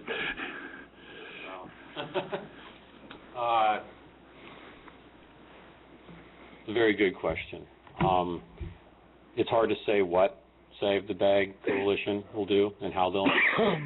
It's my understanding that several cities have done it both ways in San Mateo County, both putting it into their ordinance and doing it separate as resolution, and both so far have seemed to work. What do you mean both ways? Either doing the separate resolution for the adoption of CEQA or including the CEQA information in the ordinance. For instance, both ways have been done? Both ways have been done. I believe San Carlos has recently done it so that they included the language within the ordinance findings. I'm trying to remember how South San Francisco did it. I believe they did something similar, and then others have done it as a separate resolution. But my understanding is both ways are viable, and both ways stand up to legal criticism or critique. Okay, so you won't have the same. Because the key is the lawsuits are not against those cities adopting the ordinance; they're against the CEQA process. And as long as the CEQA process is upheld, then that time frame for suing on that has passed, because the county did that in October, November of last year, and that has expired. So it's a matter of when a city is changing or doing something different on CEQA, that's when you're opening it up. Where you adopt it should not make any differences.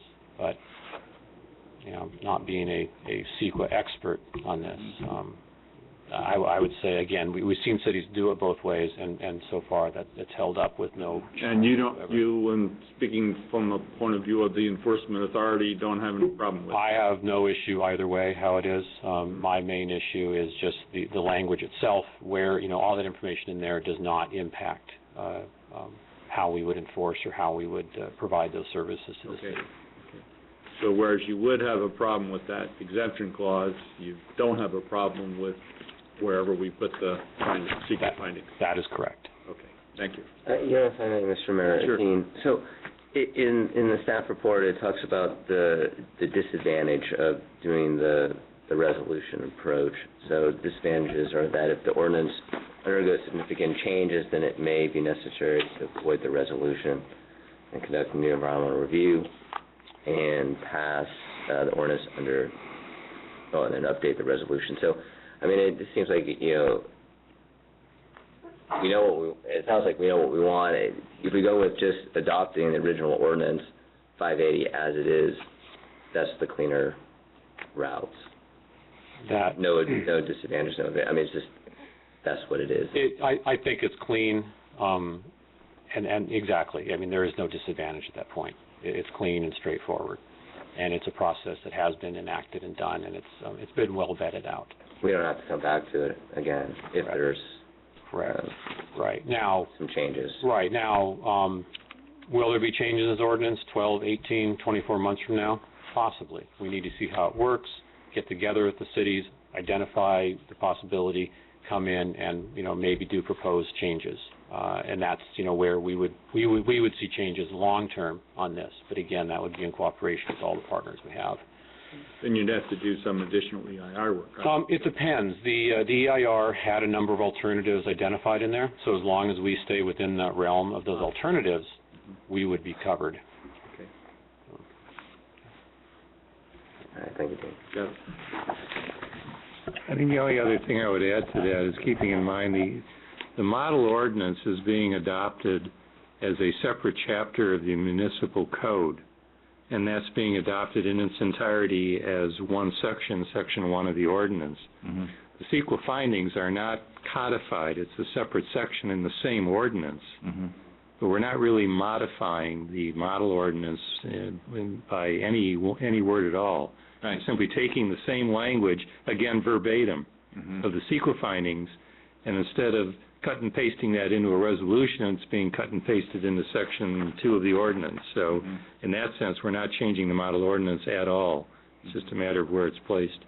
Mm-hmm. Mr. Mayor, if I can chime in as well, I think the challenge comes in not just saying if you make any changes to CEQA, but it comes into the CEQA review and how the project that was reviewed was defined. And so I think what gives Dean concern with the exemption is that the project they looked at didn't include businesses being exempt. So that's a different project. The notice of intent to litigate that Cupertino received was because they had changed the price that the retail establishments were to charge for the bags. And so legal counsel for the Save the Plastic Bag folks said, well, that fundamentally changes what human behavior will be and how it will be affected. So that also is, so now you didn't study that project. So what people are presumably claiming is that the EIR is deficient because you can't rely on that EIR because what you're proposing is different. So that's where we're getting wrapped up. I think it's probably not so much, as Hal has stated, where we put those findings. As long as we're making the same findings, it's a matter of ensuring that we stay within the boundaries of what this EIR studied, and then we're in pretty good shape. It's when we start to stray outside of that we have to be very careful and perhaps take a step back and say, do we need to do, at the very minimum, just an EIS on it, just doing a quick study and make sure that we fall within those boundaries, number one, to satisfy ourselves that we're okay, and then, of course, because we have a partner in this, the second thing we would have to do if we wanted to stray outside those boundaries is to be sure that our partner would still be willing to be the enforcement officer, and if not, then we would have to take that on ourselves. Right. Okay. Understood. I have one more question. Yeah, sure. To Dean, actually. Ran this by you a little bit before the meeting, but on item F, I guess, of the ordinance, where we talk about where the ordinance is going to take effect, and then it's going to be initially 10 cents a bag, and then after January 1st, 2015, it goes to 25 cents. And both you and Wayman said, well, that's not automatic, and that there's going to be a collection of data to see how effective it's actually been during this time. Right. Well, at this point, it is automatic. It is. It's in the ordinance into it. The way it reads into it. It's the way it reads into it. What will be done is we will see what the behavior is. Again, the reason for the 25-cent increase is that we feel that at some point we'll see it decrease because 10 cents is a lot of money, and then people say, 10 cents, start creeping up. At that point, 25 cents goes in, and then hopefully it's come down. Now, if we see, as we are seeing in San Jose, where that use is staying down, we may consider taking the 25 cents out. However, as we just learned in Cupertino, that is the intent to sue, we would have to do some sort of study, some sort of finding that by not raising it 25 cents, we're not going to see an impact into it. Okay. But again, we're anticipating by 2015, so few people will be purchasing paper bags that it really is not a huge issue to impact anymore, yeah. Okay. But time will tell. Time will absolutely tell, absolutely, yeah, because as we know, yeah. So it is automatic, and that lets you... Currently, as written in, it is automatic. Okay. But the intent is to restudy it. Yeah. Oh, absolutely. With this ordinance and any other ordinance that I always am involved with, it's a continued look at, is it working, does it need to be tweaked, does it need... I hate putting stuff on the books and letting it sit there and having nothing to do with it, so we will continue to look at it, and it will be one of the aspects we will study for. I'm required to go back to my planning commission at some point with a report as far as effectiveness, and that then goes to the board, so yeah, we will be doing that. Okay. I have one format question for the city attorney. Looking at the ordinance, there's one thing that's a little confusing to me, and you were just talking about how the CEQA findings are in a separate section, and there are the big sections 1, 2, 3, 4. But then when you get into the ordinance itself, which really repeats verbatim what's been recommended to us, all those individual parts are also called sections. So it's a little confusing. Shouldn't there be something like subsections or something like that? Or there's a... No, because when your supplement to the municipal code comes out, what you'll be seeing is Chapter 8.17 with sections 010 through 070. And those are all sections of the municipal code. Right. And the ordinance itself has sections. Right. I mean, you're using the same word, but one is the section of the larger ordinance, the other is the section of the chapter being adopted by that ordinance. They're not subsections because they're standalone sections. If you look at the municipal code, each is going to be a... When it appears in a municipal code... It's a separate section. Those other big sections will not be there. No, that's what I was saying before, and maybe I wasn't clear, but...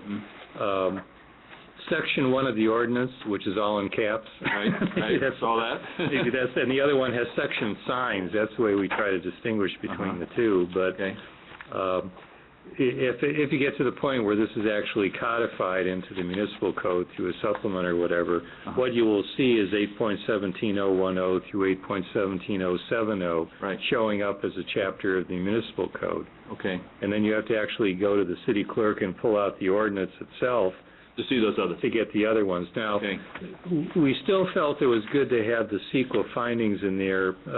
As a matter of practice, when we do adopt ordinance, we usually say something about CEQA, that it's exempt or there's been an EIR or whatever. In this case, rather than simply a conclusion that it's a statute, it's an exemption or whatever, there's a whole language that the county wanted included as to why, how it's been studied already in the EIR. So we basically included that same language in here, but as a separate section of the ordinance. Okay. Got it. Yeah. Thank you. Okay. What's your pleasure? Well, I think we could probably move this forward tonight, but I'd like to have the intent, as we do with all of our ordinances, put into it, and maybe some proposed language, maybe, and Dean, I think you're okay with it, but listen carefully so that doesn't okay, be the intent. More, because we have a findings and purpose section, right?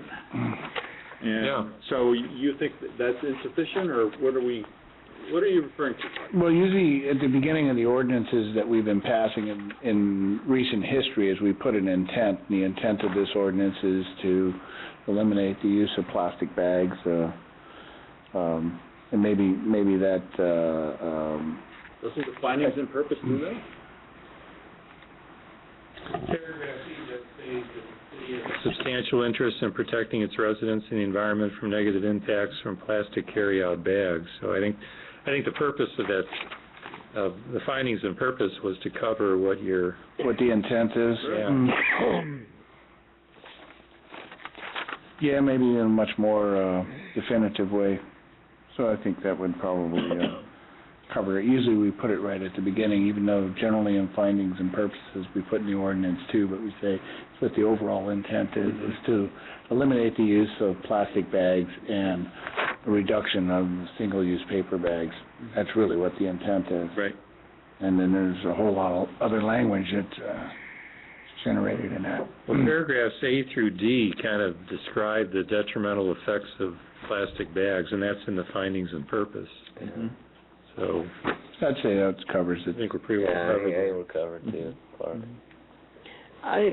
As far as the timeline for when this goes into effect, did we find out from the affected businesses what kind of inventory of plastic bags they had, how quickly they thought they could use their current inventory?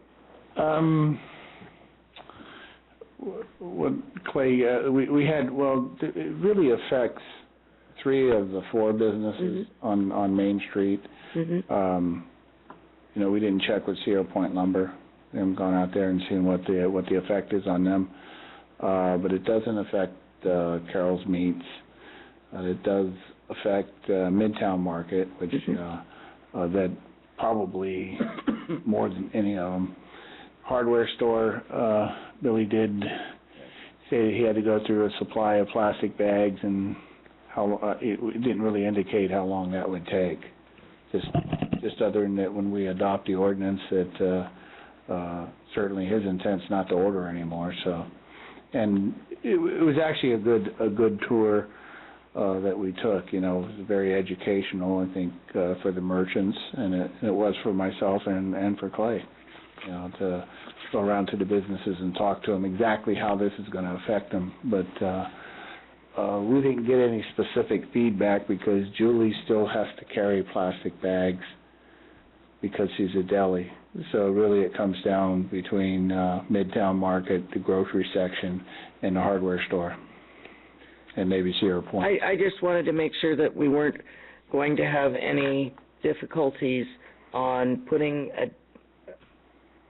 an effective date on this, because if we were, I would like to approve the ordinance, the CEQA findings separately, if we're going to have a problem on an effective date. And so that's why I'm trying to get a feel if we had an answer, or if any of the council had an issue with... What do you mean with a problem with the effective date?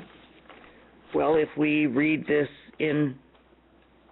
if we approve this tonight, and it's supposed to go into effect in 90 days. After the second reading. After the second reading, right. Are we going to have a problem with having that go into effect in 90 days? Why would we? Because we had talked about allowing the current businesses time to work down their stock. Right. And I don't know if someone has 2 years worth of stock or 3 months worth of stock. Yeah, I think 90 days is... Yeah, I didn't get a sense that, I know we didn't get a chance to talk to Mr. Chu, but certainly the hardware store didn't seem to indicate that that was a real issue. Okay. There was a letter from Anya. Yeah, there's some feedback from Mr. Chu, actually, with Mitch also was bringing to our attention that he's really looking forward to this. I mean, he can't wait for it to happen. I mean, he's very enthusiastic. And he's already got your letter in his window. Yes, sir. An interesting factoid, just at the end of last week, he started selling the reusable bags in front of his register. I hadn't seen them there, and I think they just, Thursday or Friday, they put them out and started selling them. His statement was, I'm sick of these plastic bags. Yeah. Yes, sir? That's what he said. Yeah? Yeah? That's what he said. Yeah, right. Yeah, he, I'm sure, probably not carrying a large inventory. I'm not sure Billy is, but I think 90 days, Terry, I guess, to answer. Okay, no, I just want to make sure that doesn't come up as a secondary issue. Yeah. Right. And I think that's workable, too, and understandable that if somebody does have, you know, it's not like Dean's people are going to run and, caught you. Well, and so have we come to a conclusion on leaving out the exemption? Yes. I think we've been advised to do so pretty strongly. Okay, and we can agree on that? Yeah. Yes. What about the ordinance, adopting the original ordinance? With the CEQA findings in it? Yes. Yeah? I think the advice is that it's okay, right? From the county, because the reason we raised the question was... Enforcement, it's fine. Yeah, okay. Well, it's not just enforcement, it's the avoidance of a possible litigation. Right. So this would be alternative number one, is that what you're talking, that we're all I agreeing think so. Well, that's what the advice is, for sure. As I understand. Yes, sir. I assume you're looking at me asking me an answer. Right. Okay, sir, I don't want to interrupt the mayor. So as far as the CEQA adoption, if I understand, your city attorney has told you that from a legal perspective, it's fine to do it there, so I will take the leap that means. That doesn't mean you're not going to get litigated over it, but he thinks it's fine. And I've heard the director of the Environmental Health Services Division say that that is not a problem as far as his willingness to enforce our ordinance. And other cities have actually followed that practice, and it doesn't seem to be... Yes, sir. The research I did before this, they've been about half and half. Half have done it within an ordinance, half have done it via resolution. Yes, sir. Okay. Yeah. Okay. Did we answer your question, or you okay? Way in the back? Okay. All right, and then the effective date is going to be the 90 days. After the second reading. Yes, which would be 2 weeks. Right. Yeah, final adoption. Right. Well, I, for one, would like to say that I am thrilled that we are able to come to a conclusion on this and make these decisions, because I think it's overdue and it's going to be good for the environment, and I am probably the most excited about any vote I could have taken since being on this council about this. And I'll second your motion. So I'd like to make a motion to adopt. To introduce the ordinance. Yeah. The adoption number one. And just so I'm clear, if I may, through the mayor, that Councilmember O'Connell was also making a motion to make the findings required pursuant to Section 15096 of the CEQA guidelines for the addition and adoption of Chapter 8.17 to the Municipal Code. That's correct. Well said, yeah. Ma'am, I was reading your mind on that. That's what I heard. Yeah, we all heard that. And Councilmember Lentz even said the same thing for the second. He seconded it before she officially made a motion, so.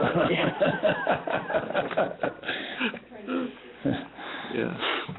Okay, any further discussion? Call the question. All in favor, please say aye. Aye. Opposed? We're there. Good. Thank you very much, Mr. Thank you, Dean. Thanks, Dean. Dean, I'm going to reach out to you about our race, too, just to let you know.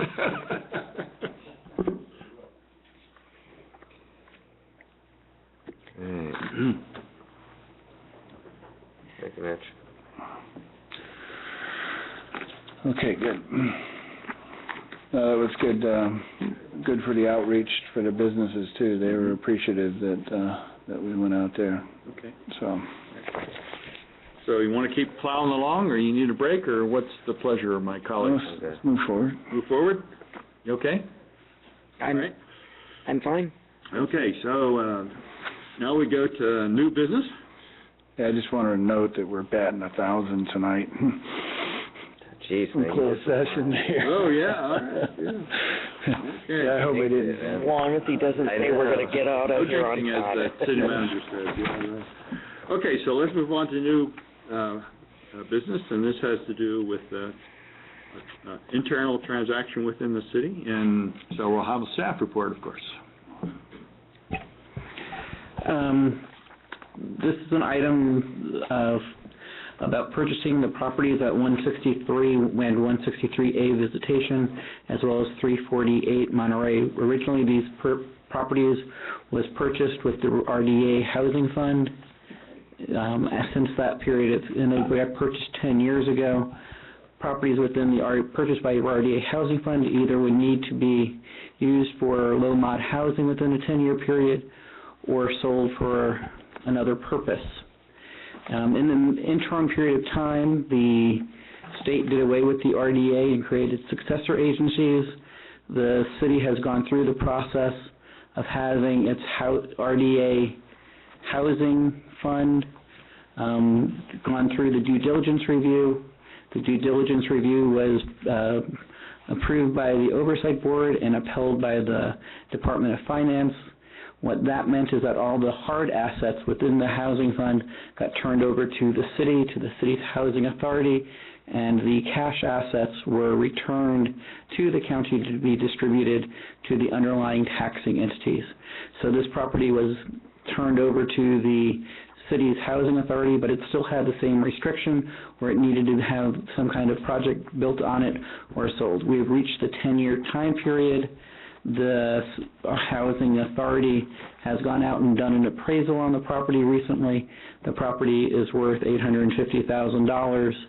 There is a desire by the city to purchase this property for its capital projects fund, so we could use this property for a future public purpose.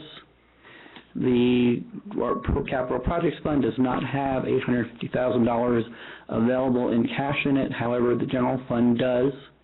So the recommendation from staff is that the general fund loan the capital projects fund $850,000 so that it could buy these 3 pieces of property.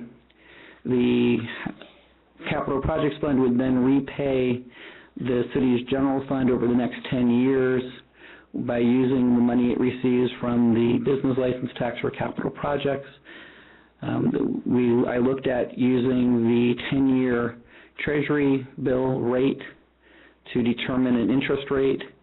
The current rate that I used was 1.86% because that was the rate as of the day that these resolutions were written.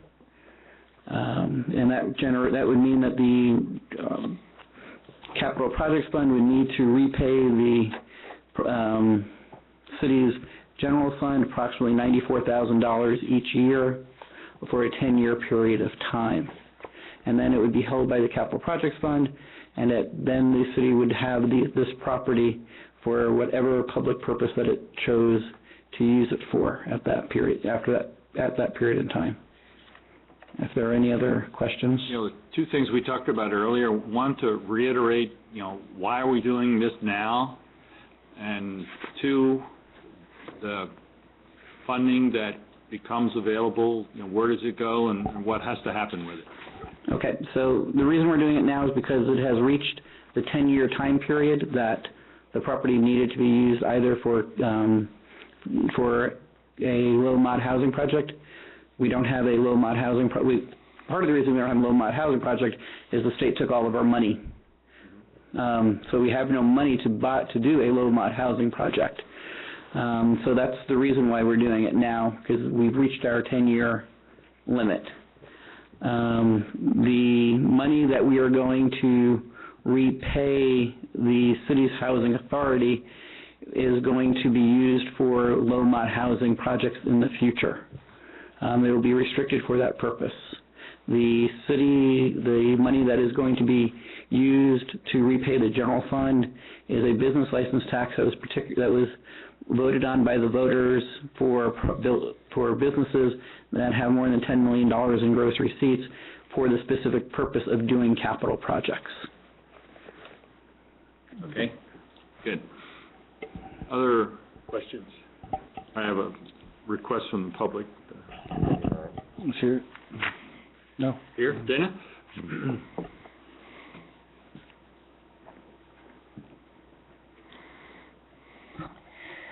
Thank you, Mr. Mayor and council members.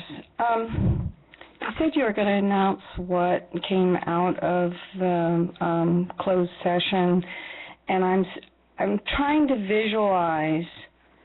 Do you get on one side of the table when you're the housing authority and say, hey, we got to do this, and then do you run to the other side of the table and go, yeah, we'd like to purchase it, and then run to the other side of the table? In other words, where is your separation? And shame on you for not utilizing this resource in the last 10 years. This is the 3rd time it's happened. First time is, oh, we're going to lose our money because we'll do senior housing or else the state will get it. Oh, we're going to lose our money. We're going to work with Habitat for Humanity or else we're going to lose our money. Oh, we're going to lose, hey, we don't have to do low-income housing, or, we can drag our feet for as long as we want now and put this up for a resource. I saw the words library, but there's absolutely nothing in this deed of trust that says library. I'm thankful that now we're saying, oh, any capital project for the city could be anything. you have a responsibility to respond to the low and moderate and very low income people in this house, in this town, my house. I have come up here now for almost 2 years and watched the Oversight Committee raise the question because of our financial situation, and I think I've said it enough times that the way that they do certain programs in the county, people might qualify because of income level, but don't qualify because of the size of the project that needs to be done. You have told me time and time again that the city manager is going to do a report about how you are going to serve your low-income people, and that has been blown off, ignored. But now we see in closed session, you decide just exactly how you're going to respond to the low and moderate income people. It's just kind of like put it off for a little bit longer because we've squandered 10 years of having a resource, left it empty, and now opportunity knocks. We don't have to give it away. We can buy it back from ourselves, and it just be a little bookkeeping issue. It's just, I know accounting, so I know it's just, this account is connected to this account. Anyway, I am incensed, and I contacted the Department of Finance. I contacted the county housing authorities. I contacted HART, and I'm incensed that you haven't made this low and moderate income housing project open to somebody who can do the job. You've sat here on your tails, not everybody, because I know different terms have happened, but ultimately 10 years. And now we're not doing our job. And I'm incensed, and I hope that you don't pass this evening so that we can get a response from the state. I'll let you know that when I called on Friday, because you did the 72-hour minimum of public notice, I would want to know if the Department of Finance and everybody has been informed, if they were in the circulation of this ordinance, because apparently the person that I'm in contact with at Department of Finance doesn't work on Fridays. It was Furlough Friday. And I happened to work today, so I couldn't be at home to answer Mr. Multar from HART. Oh. I couldn't answer his, excuse me? Mark Moulton. Yeah, Moulton. I couldn't answer his questions.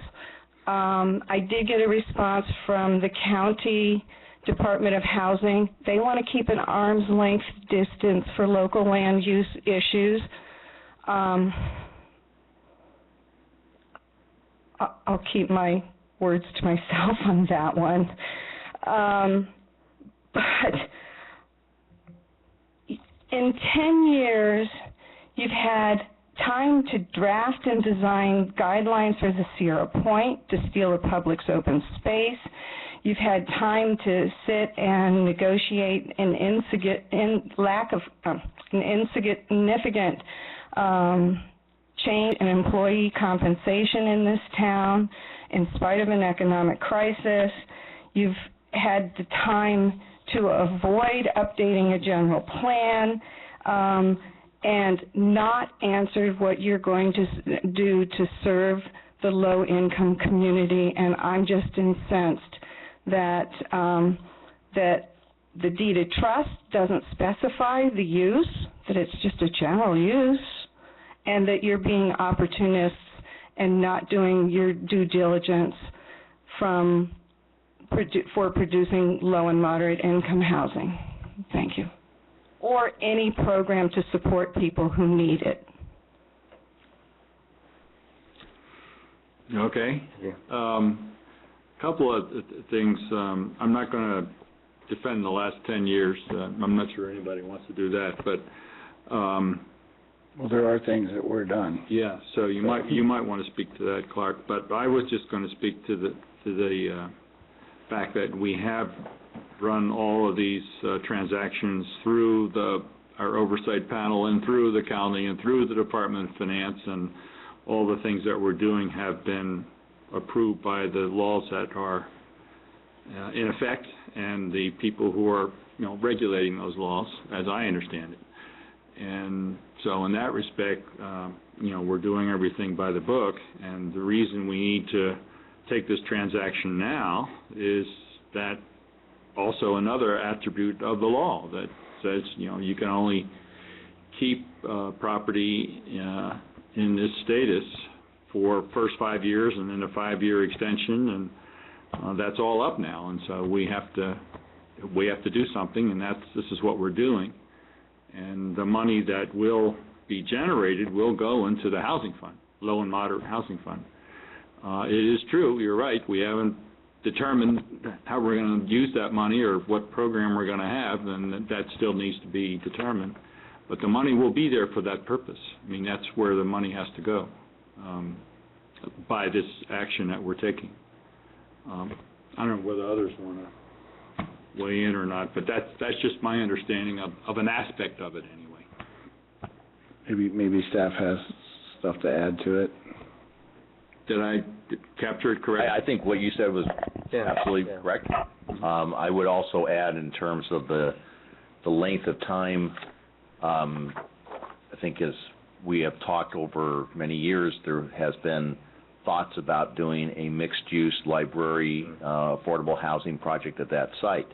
That's a complicated project, requires funding that would support a library as well as the affordable housing. And I think we had made some progress along the way with regards to that, but the economy doing what it did several years ago kind of put that in the back burner for some time. I actually think the fact that the city has gone out and purchased this property and is looking at potentially additional property with the Eagles Club, if that can work out, and has the patience to hold on to the land for a future project, is the kind of thinking we need to have, and not be so concerned that things don't come together in 1, 2, or 5 years. This is a long-term process. It's going to be held as a public benefit, this land, and will ultimately be used for something to the benefit of this community, whether it's a capital project or whether we do an affordable housing project there in the future. The funds that we're transferring with this will be used for affordable housing in some fashion, and again, that will be a benefit for the community.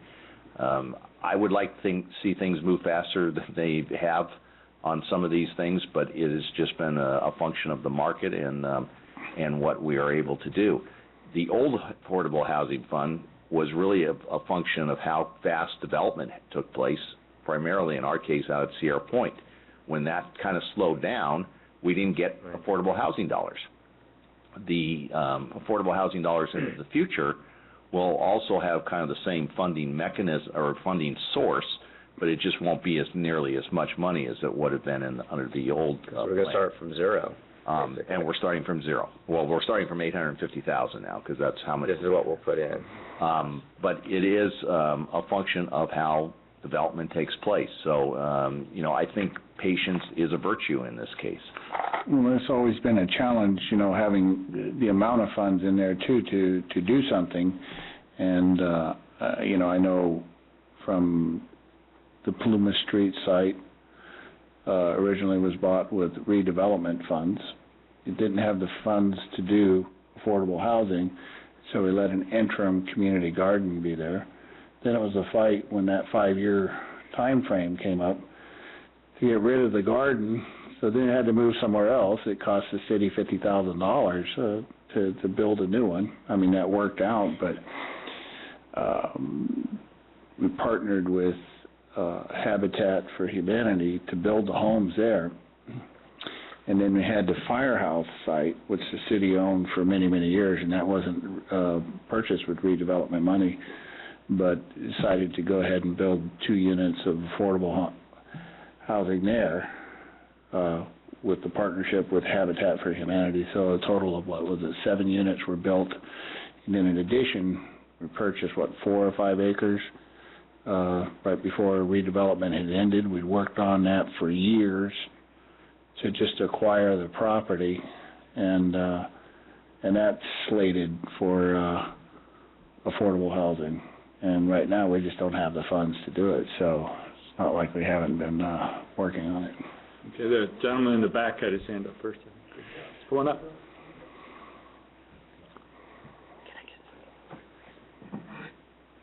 I'm not too good at math, so, and I don't quite understand how we can get a loan to buy this property for $800,000, which I look at that property almost every day. I can't see that property being worth even close to $800,000, not even close. And I was always told, well, the reason we can't extend the library and the community center to all the way back to the end of the lot is because of redevelopment. Well, redevelopment doesn't exist anymore. So if we need a bigger library and we need a bigger community center, and I'm in that place a lot, extend it back. Just go back and get rid of that art project, that concrete art project that's in the back. I know one man's art is another man's junk. Okay. I don't understand at all who owns this property? Right now, who owns it? And if we're taking an $800,000 loan from one part of the city to buy it from another part of the city, why do we have to pay $800,000 for it? This city could sell it to this city for a lot less. I don't have a problem with that. And so why do we have to take a loan for more than what I think the property's worth? Yeah, I believe the answer to that, again, is that we are restricted by state law. The city has to pay what a formal appraisal says it's worth. Then how can we not get another appraisal? I'd like to see the realtors in town get together and say that this piece of property, 2 pieces of property here and a disjointed piece of property over here, with the eagles in the middle, because eagles not necessarily have to sell, right, is worth $800,000. You are talking about basically 3 empty lots. Actually, a fire hazard and an empty lot. How's that worth $800,000? Actually, I think it's 5 lots, but is it? Yeah, but go through the legal process. Yeah, I mean, we're kind of stuck. I mean, No, I understand. Yeah. I just don't. I'm not able to grasp. Did I get it right? I mean, we really have to go by an appraisal, right? Right. I mean, and when we originally purchased this property 10 years ago from a private party, we did an appraisal. And that appraisal came in at around $800,000. And so now we're 10 years later, and the appraisals come in at $850,000. So that's fairly consistent with what we saw, 10 years ago. And you're right, we have to do an appraisal, and we have to pay based on what that appraisal is going to be. Otherwise, we're hearing actually from both sides of the argument. We would be hearing from somebody who would be an affordable housing advocate saying that you bought the property at a below market value and put a below market value number of dollars, let's say $400,000, into your affordable housing fund, and you've shorted your affordable housing fund. So I think the safest and most prudent way to do it is to do what we did and get an appraisal, and really we have to by law. Our redevelopment attorney told us that was the way to go forward, and then pay based on that appraisal. Right. So we're kind of stuck. The only positive thing about the money we're paying is that it does go into a fund for affordable housing.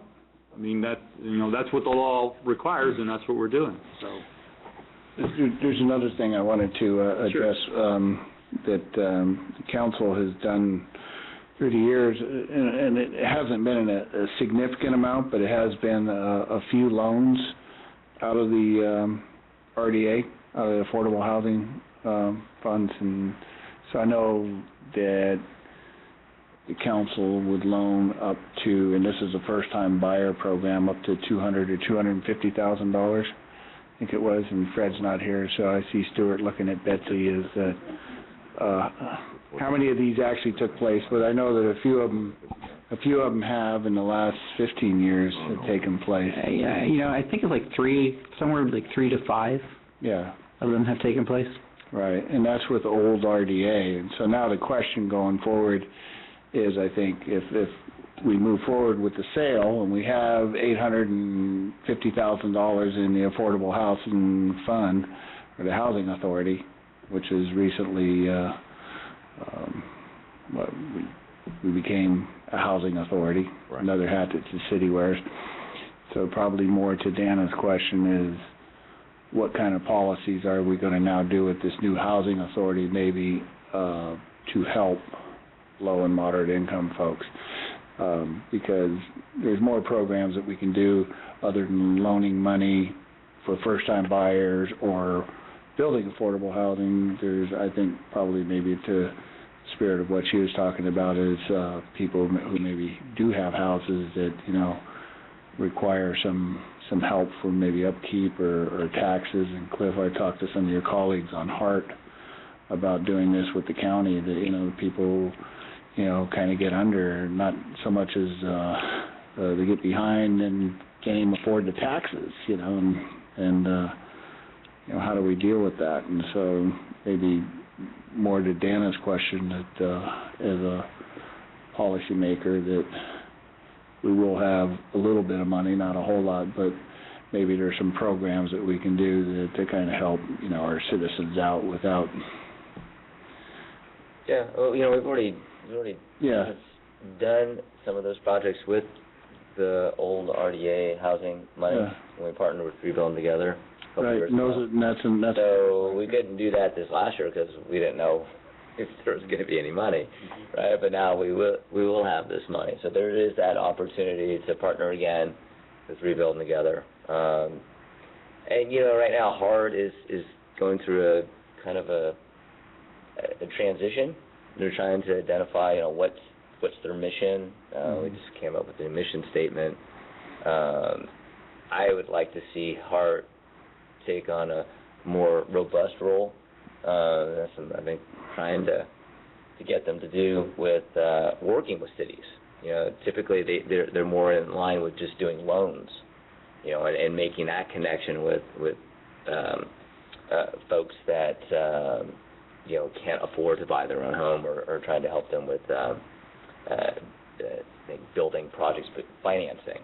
Here, you know, is trying to provide an opportunity for HART to provide some expertise to help cities to look at their general plans and look at their housing element goals and how to bring those out and make those goals reality. Kind of like where Dana's coming from. You know, here, you know, what are we going to do as a city to embrace affordable housing? And sometimes you need some help. And I think, you know, perhaps HART can do that. Well, and that's, you know, something that Clay and I went down to the county, was about 2 months ago, a month and a half ago, and testified before the County Board of Supervisors that we have some projects that we'd like, you know, for them to keep on the radar for affordable housing. And that because all the RDA funds went through the county, is that correct? That the affordable housing funds, the majority of them, so they're not sure what they're going to, how they're going to deal with it. You're right, because they're having a meeting, I think, March 25th. Yeah. They got about $13 million to spend, but I think it's a one-time payment. But yeah, so they're going to have this meeting on the 25th, and, you know, kind of discuss how they're going to use that money. Right. But they're looking at shovel-ready projects. Well, we kind of preempted it a little bit, just to tell them to keep us on the radar for some of these funds, because we do have not necessarily shovel-ready, but we have land-ready projects. So, you know. Yes. About 15 minutes ago, I wanted to ask for some clarification. You bandied around some 5 to 8 acres I don't know what you're referring to. Was that purchased when? Is that this $850,000? I just need some clarification. Okay, I think that was Clark's reference. Assets in the Right, that was the purchase of land the Lau asset. property. Right.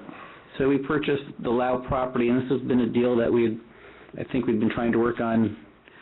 I know it doesn't quite go back to 12 years ago when I got here, but it sure seemed that way at the rate we were going. And where's the Lau? The Lau property is, I'm going to try. Bayshore, McLean. Bayshore, McLean, and San Bruno. Yeah. It's a triangular property. Gladys and Harold, really. Yeah, Gladys and San Bruno Avenue. I can point to it on a map. I guess Gladys McLean. and San Bruno Avenue. Yeah. Okay. And Yeah. McLean. Right, And McLean. And I think it was like a $1.9 million purchase. We purchased it,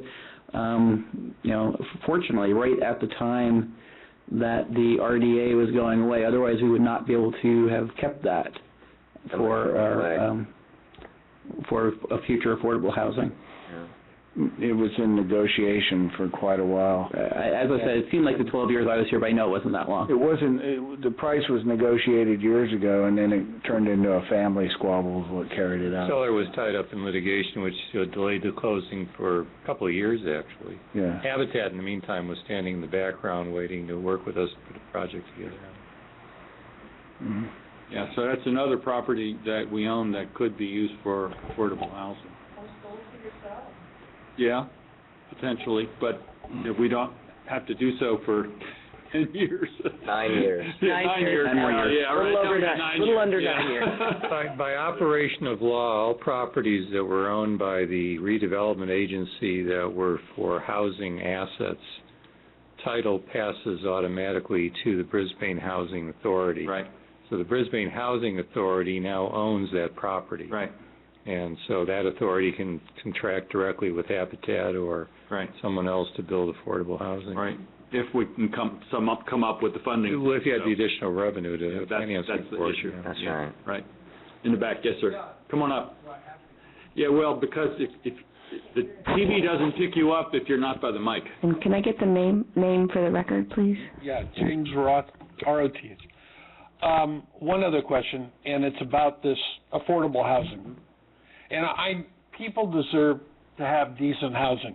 They do in this country. Food, affordable housing. I'm all for it. But the city or county, whatever, city of Brisbane has emergency personnel, fire, police, that cannot afford to live here. We're talking affordable housing for who? For folks We have like people that are incredibly important, especially at the next earthquake, which we will have. We have no fire personnel that live here. We have, two? I think 2 police? 1. You're the... Okay, there's 1 police, and that's it, that lives in the city. We have a firehouse that is on the wrong side of Bayshore Boulevard that should have never been built there, that is full of mold that the firemen can't even be in now. And we're talking about money for affordable housing. Well, let's start prioritizing this affordable housing. Our city, most of the people that work for the city live in the city.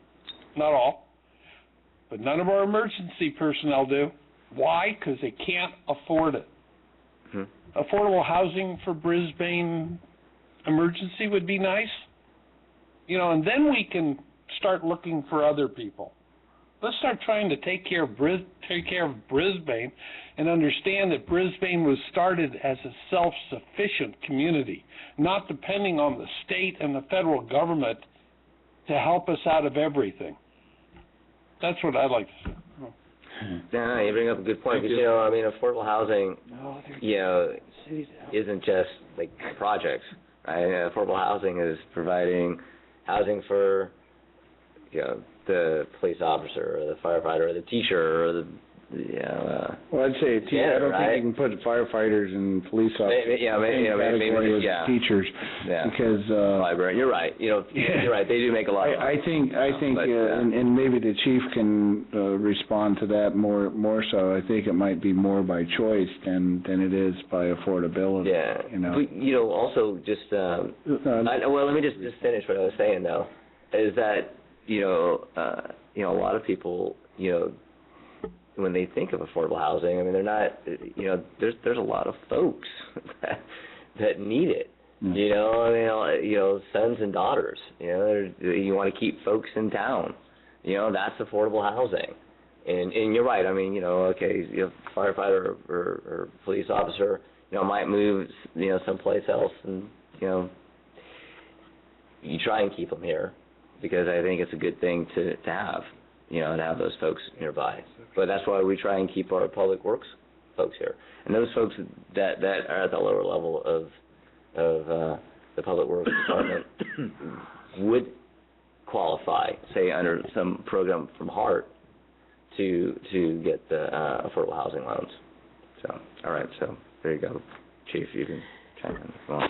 I think it is twofold. I think some choose not to want to live in the community only because they don't want to work in the community that they live in, the community they work, to be kind of on call 24/7. But I think also some just can't afford to live in the Bay Area, and they choose to move further away where they can afford to live and maybe have one of their spouse or their partner stay home and be there with the kids and so forth. So I think it's a little of both. And schedules help. I know firefighters, and I'm not so sure about police officers, where you could live farther away, you work a few days, and then you're off for multiple days, and then so you can make the long commute up to Sacramento. I know for some firefighters they do that. Correct. I think for police, most of them are turning to the 12-hour shift only because of that. You work your 4 days on or your 3 10s, 4 off, and you have that time to be home. But some agencies, a lot have housing, also not housing, but beds or quarters for their officers. We do have some in our upstairs in our offices as well, because after working a 12-hour shift, if you have court, if you get off at 7 a.m. and you have court at 1 in the afternoon, it's not worth driving home for 2 hours and then have to come back. So we do provide that service here for our officers because we have more and more officers living further away. Further away, yeah. Sure. So I mean, you create those situations, and that's another reason why you can live far away. So Carolyn, did we answer your question? Thank you. Right. Yeah. Okay. Good. Dana.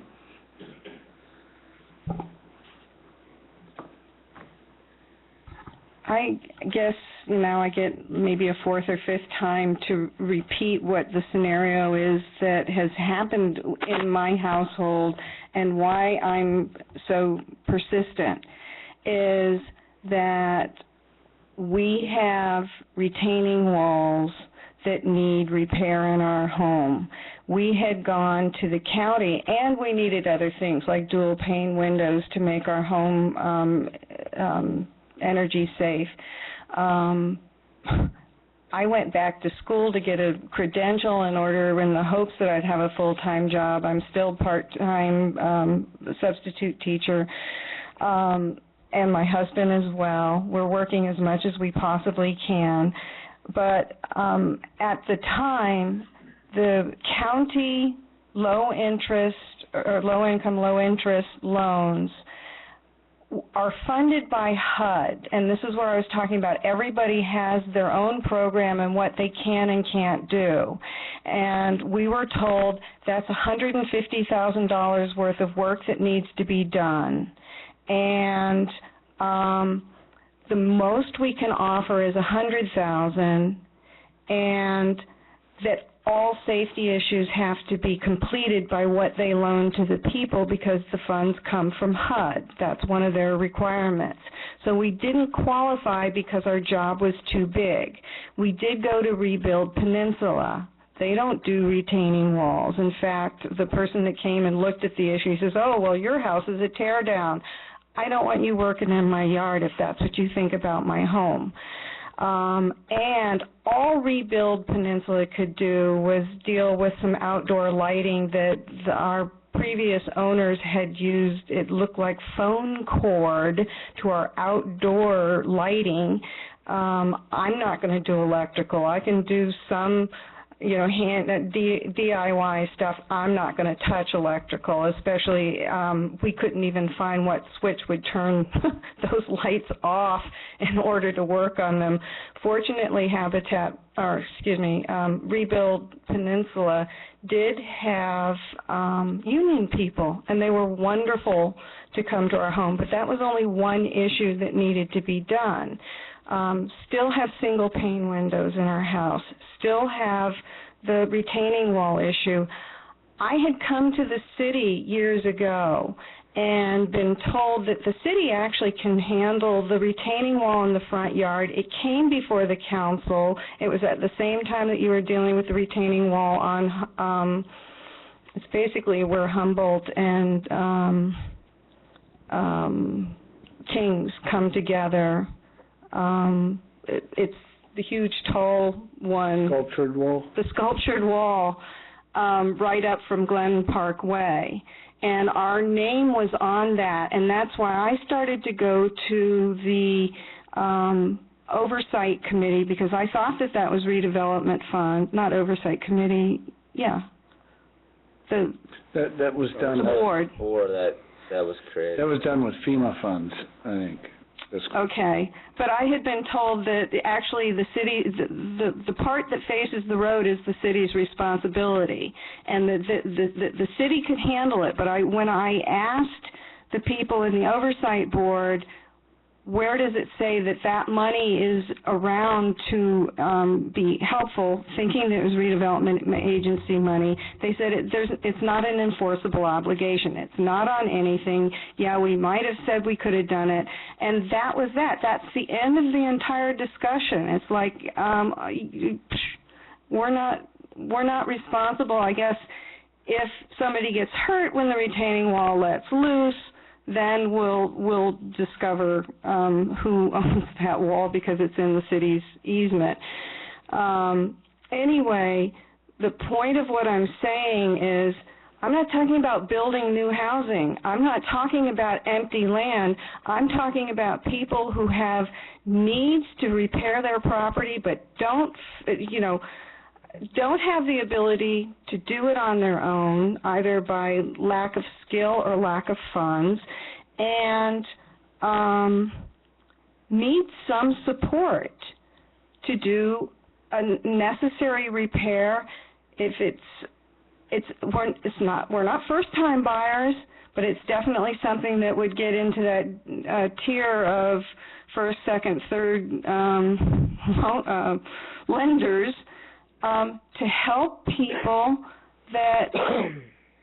whose homes may become unsafe because they can't do the repairs, or were unsafe in the case of our outside electrical done by a handyman or an unskilled person.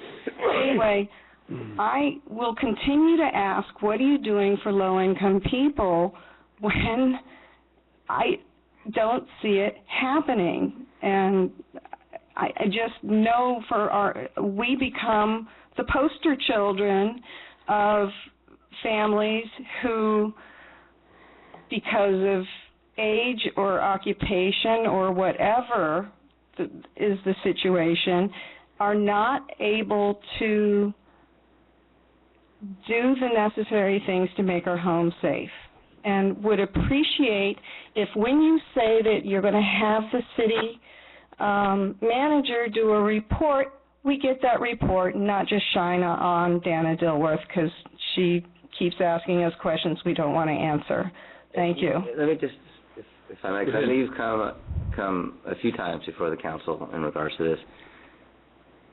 What you're asking for is a low-interest loan to do the repairs, not a grant, but a low-interest loan to do the work. That's what we originally were asking for when we were contacting the county, but we didn't qualify for the program. And at that time, low-interest loans were 6%. Now I'm sure they're like, they should be at least 3%. So, hey, talk about patience is a virtue, Anyway. I just wanted to get clarification on that. Yeah, and that's kind of what I was talking about earlier. I think that what I felt Dana was talking about, that a policy question that for the council is, because we don't have a policy for that, if we don't have, and because the housing authority basically was just formed, and so all we have is a housing authority that can accept money, but there's no policy on how to spend it, and that's a way of looking at it on how we would help folks like in Dana's situation of some of the parameters that we want to do, versus we're not going to have a whole lot of money in there anyway, so maybe these things are appropriate to do, where before we've done the low and moderate income housing first-time home buyer program loans. Or work with an agency that then gets their funds from other ways, but doesn't have like the restrictions that HUD has that made it impossible for us to handle our issue. And, one of the jokes is, oh, that's a Home Depot retaining wall. You just look at them and that, somebody went out and, you're supposed to go 6 feet down, they went 2.5 feet down. You can just see they don't last because they're not engineered properly. Thank you. Okay. I guess maybe a question to Hal is in our housing authority, if we develop a program, we could develop it any way that we want and not have to be subject to HUD, or what? I'd have to double check on the state law, but as long as you're providing affordable housing, I know there were some programs for rehabilitation, but none of this is before you tonight, so I wouldn't want to speculate on what the authority may or may not be able to do. Okay. Okay. Mr. Mayor? Yes, ma'am. On another question that Dana brought up was why the original thought was for a library, or the possible use was a library, and that then nothing was mentioned about a library in what's before us tonight. And I think that's important, and I wanted to make sure that that library designation was not in this, because I think that it should be open to further and a varied possible uses, because I don't think we should be pigeonholed by a library. I think that the library could be a very good use, or something else could be a better use. And so I wanted to make sure that those options were left open and that we did have it as for a public benefit. And so that's one of the reasons that it's not designated for a library. And this would put funds, doing this transaction would put funds into the new housing authority, where we would have something to work with. So I think it's important that we have to make the transfer. It's either that or we lose the money and the land. And there is strict time constraints on it. So I think it's the best way to make this happen is to do it and transfer it, and that we do have our hands tied. We haven't had any funds since the RDA left a little over a year ago, and so now this is a way to replenish those coffers, so to speak. If there's any other discussion, that sounds like a motion. Well, there's one other thing that I wanted to bring up, and this really is a point for the city attorney to respond to. One of the concerns we had when we talked about this earlier was that the two resolutions that we're dealing with do not specifically note that one of the reasons for doing this transfer at this time is the deadline imposed by state law. And we felt that in order to be clear and honest as to what was going on, that should be in one of the whereases for both of the resolutions. And I have no problem with that. We could add in some language. I'd like to see them adopted tonight. I had a couple of other housekeeping items on the resolution as well that I wanted to take care of. But like on the first resolution, the whereas where it fits, because the argument that's being used is that we don't have any, near-term affordable housing project, and on page 2 of the first resolution, that's the third whereas up top of the page there. And so that probably would be the place, because that's where it says why we're doing this. And one reason is, sure, we don't have a feasible affordable housing project. One of the reasons for which is that we don't have any funding to do it.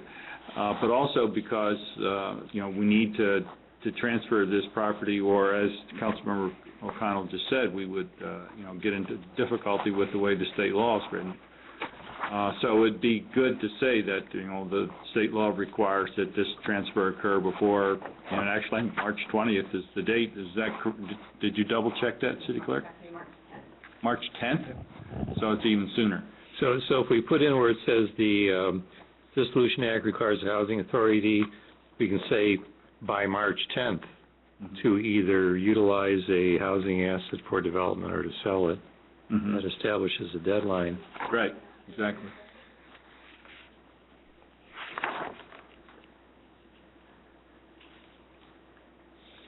And I think the same language is in the other resolution. Right. So the same thing would have to go in the other one, too. Now, the other housekeeping items, when this was originally drafted... That's the second whereas. Second. Close there. Yeah. I didn't have the appraisal price, although we thought it would be about $850. So in both resolutions, the $850 is in brackets. Right. Those brackets should come out because now we do have the actual appraisal. Okay. The other thing is there's been a slight adjustment on the rate of interest. So again, I was speculating at the time, talking with Stuart, he thought it would be around 2%, and ends up being 1.89. Okay.